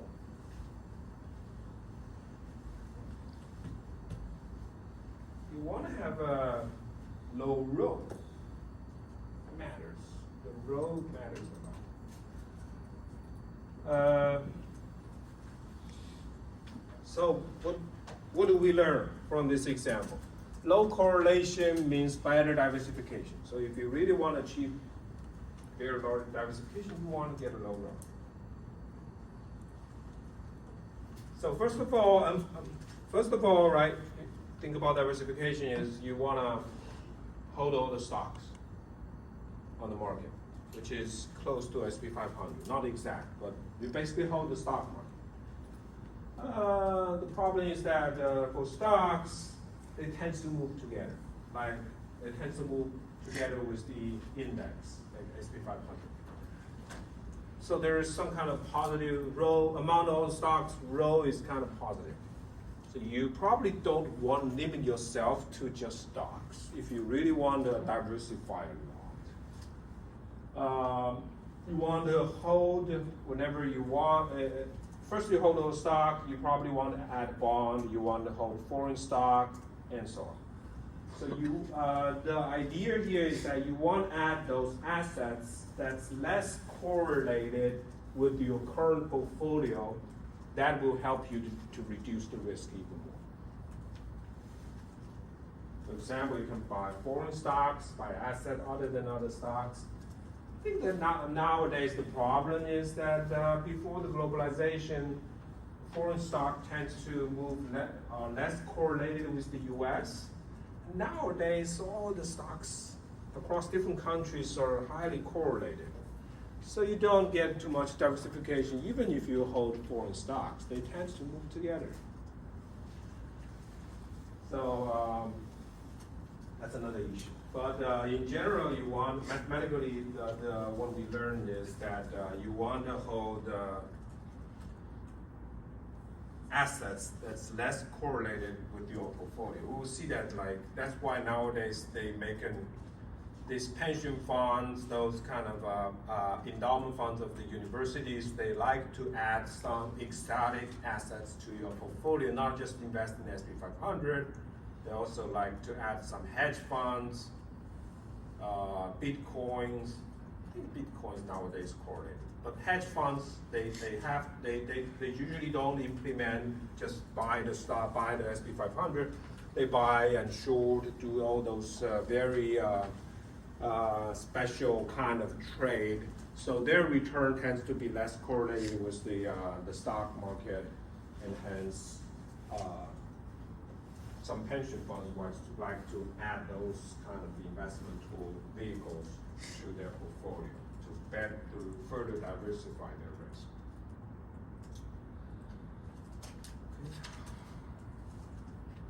So now we're going to look at some results. We are not going to derive this theory, but we're going to look at some results from this portfolio, optimal portfolio theory. So it's basically about choosing the portfolio, how to optimize your portfolio. Let's start with two stocks. You have two stocks. It's the expected return of a stock is 10%, for the first one is 10%, volatility is 16%. For the second stock, expected return 15, volatility is 20. Let's assume that correlation is 0.2. Now the question that we ask is, how do you choose your portfolio in order your goal is to maximize return, expected return, while minimizing risk? Obviously, these two goals are competing each other. You try to find a balance of the two at the end. So how do you choose the fraction? This is the fraction that you want to put in stock 1 versus stock 2. What's your optimal weight? So we can, I can show you these are just some choices, right? So these are some of the representative portfolios you can think about, right? Each row represents a portfolio. I have these two assets. Now, for example, you put 100% of your wealth in the second stock, the stock 2. You can compute mu p and sigma p using our previous equations. 15%, 24%. Now you can put 20% of your wealth in the first stock and 80% in second stock. This is going to be your portfolio expected return volatility. And at the end, you can put 100% in the first stock and 0% in the second stock. This is going to be your expected return and the volatility. Which one are you going to choose? Think about these combinations of the expected return versus volatility. Which one are you going to choose?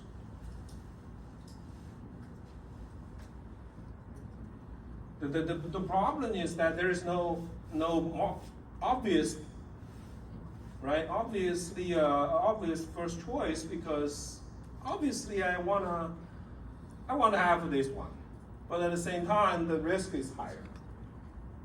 That's the problem, right? So, well, if you don't like to hold too much risk, you probably want to hold this one. Probably if you're very risk averse, let's say that you don't like to hold any risk, this is probably optimal. You have an 11% expected return, but your risk is relatively small. That one probably is too risky, given that there's only 4% more return. So this choice is going to depend on your preference for risk. You can plot mu p versus sigma p. The x-axis is standard deviation of return, y is the expected return. So those 6 portfolios are represented by these 6 dots. You can draw a line to connecting all of them. So that's a curve. And that curve represents all the possible portfolios based on these 2 stocks. and you can figure out the one that you want to choose. Okay. Each point represents a risk and return combination. So I guess this is going to be now the choice is for this two asset case. It's not obvious because everyone is going to make their choice. If you really want to have a high return, you're probably going to choose that one. If you want to control for risk, you're probably going to choose this one. Relatively low return, risk is well controlled. It's lower. Now, we have, like, I think in US you have like more than 2,000 stocks. Okay, if you include the foreign stocks, that's even more. So you don't want to limit yourself to just 2 stocks. You can add third, fourth, and N stocks into portfolio. And that's the part that I'm going to jump. I don't want to do the math. But eventually you will find something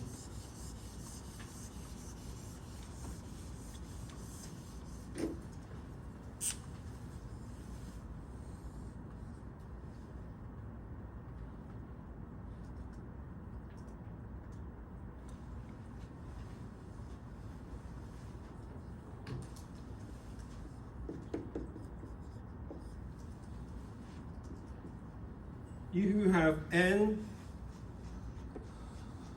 stocks or risky assets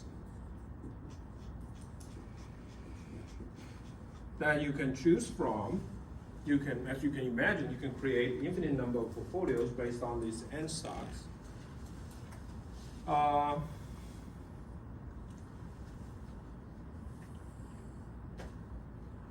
You will find an interesting curve.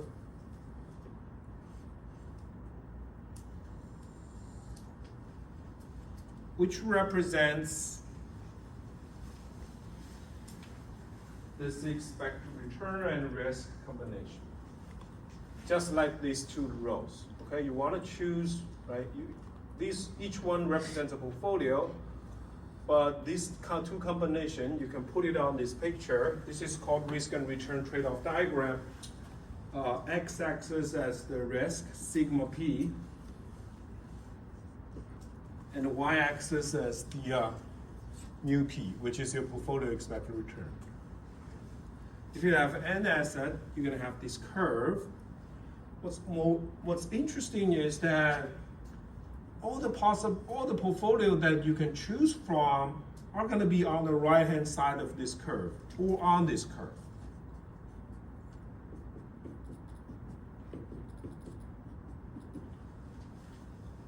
Okay, this is a mathematical result. It has nothing to do with economics if you try to do it. But I'm just gonna skip that mathematical part.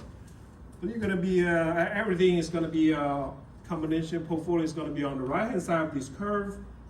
On the left-hand side of this curve, it's empty, which means that no portfolio is feasible. There's no portfolio on the left-hand side of this.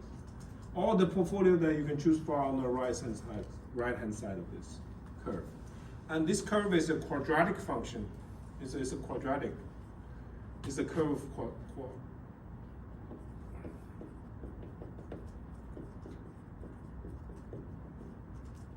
you can imagine that's kind of, this is going to be the x and this is going to be the y for this quadratic function.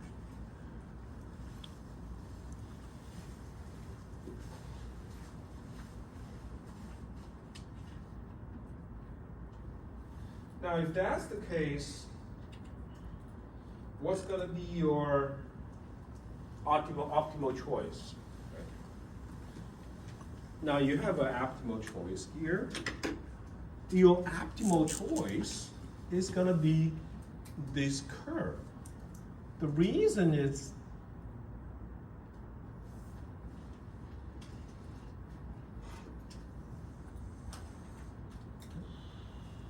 so for any given expected return,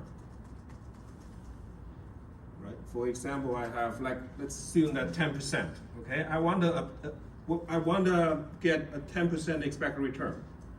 I'm going to find all the possible portfolios that's going to generate a 10% expected return.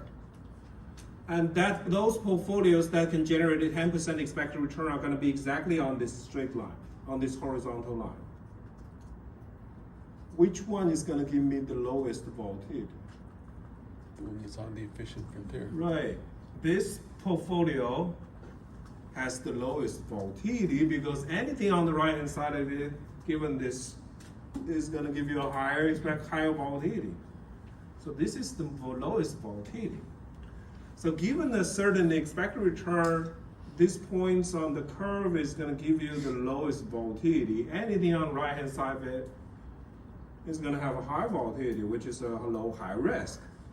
And we want to minimize the risk, right? Given a certain amount of expected return, we want to minimize the risk because we hate risk. We are risk averse, so we want to choose this portfolio. And this applies to all the expected returns. So eventually, you don't want to choose anything inside of this, on the right-hand side of this curve. Instead, you want to hold these portfolios on this curve. In fact, you don't want to hold anything on the lower part of this curve as well, because this part, the expected return is lower and the volatility is higher. So you want to hold the upper part, like upper branch, or this part of the curve.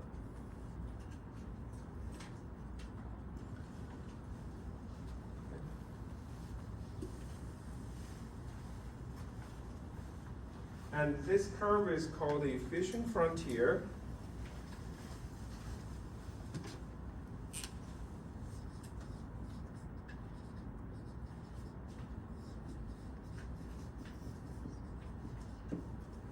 For N stocks and risky assets. This is called the efficient frontier for N stocks. Now you may ask, no, which one should I choose? I'm just telling you that this is a curve, right? There are so many portfolios on this curve, which one should I choose?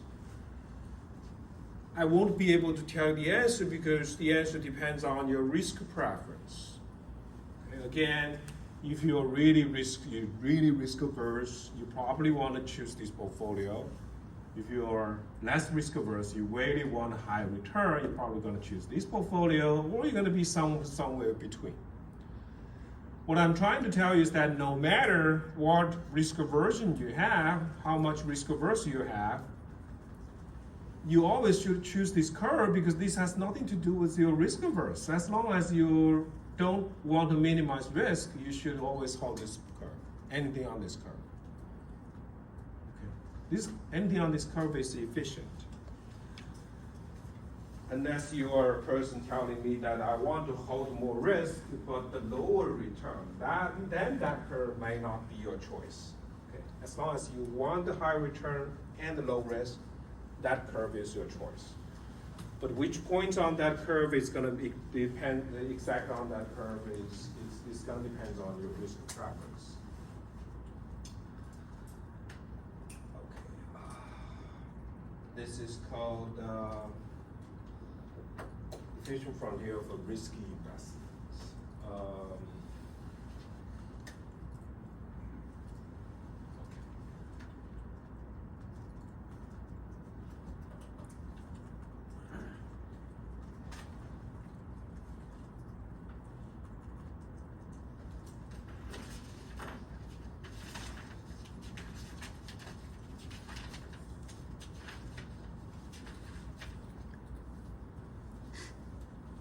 Okay, the answer to these questions, then you should choose those on the efficient frontier. Okay, 2,000 stocks. In fact, if you have 2,000 stocks, we have, once you have figured out all the correlations and the standard deviations and the expected returns, you can compute this curve exactly, and you can compute the weight of each asset, each stocks in that portfolio, in those portfolios, so you know exactly what those portfolios are. Okay, so you can choose from. You can choose this. I think I'll stop here. since it's already too late and I won't be able to finish the rest of it. So I'll see you next week.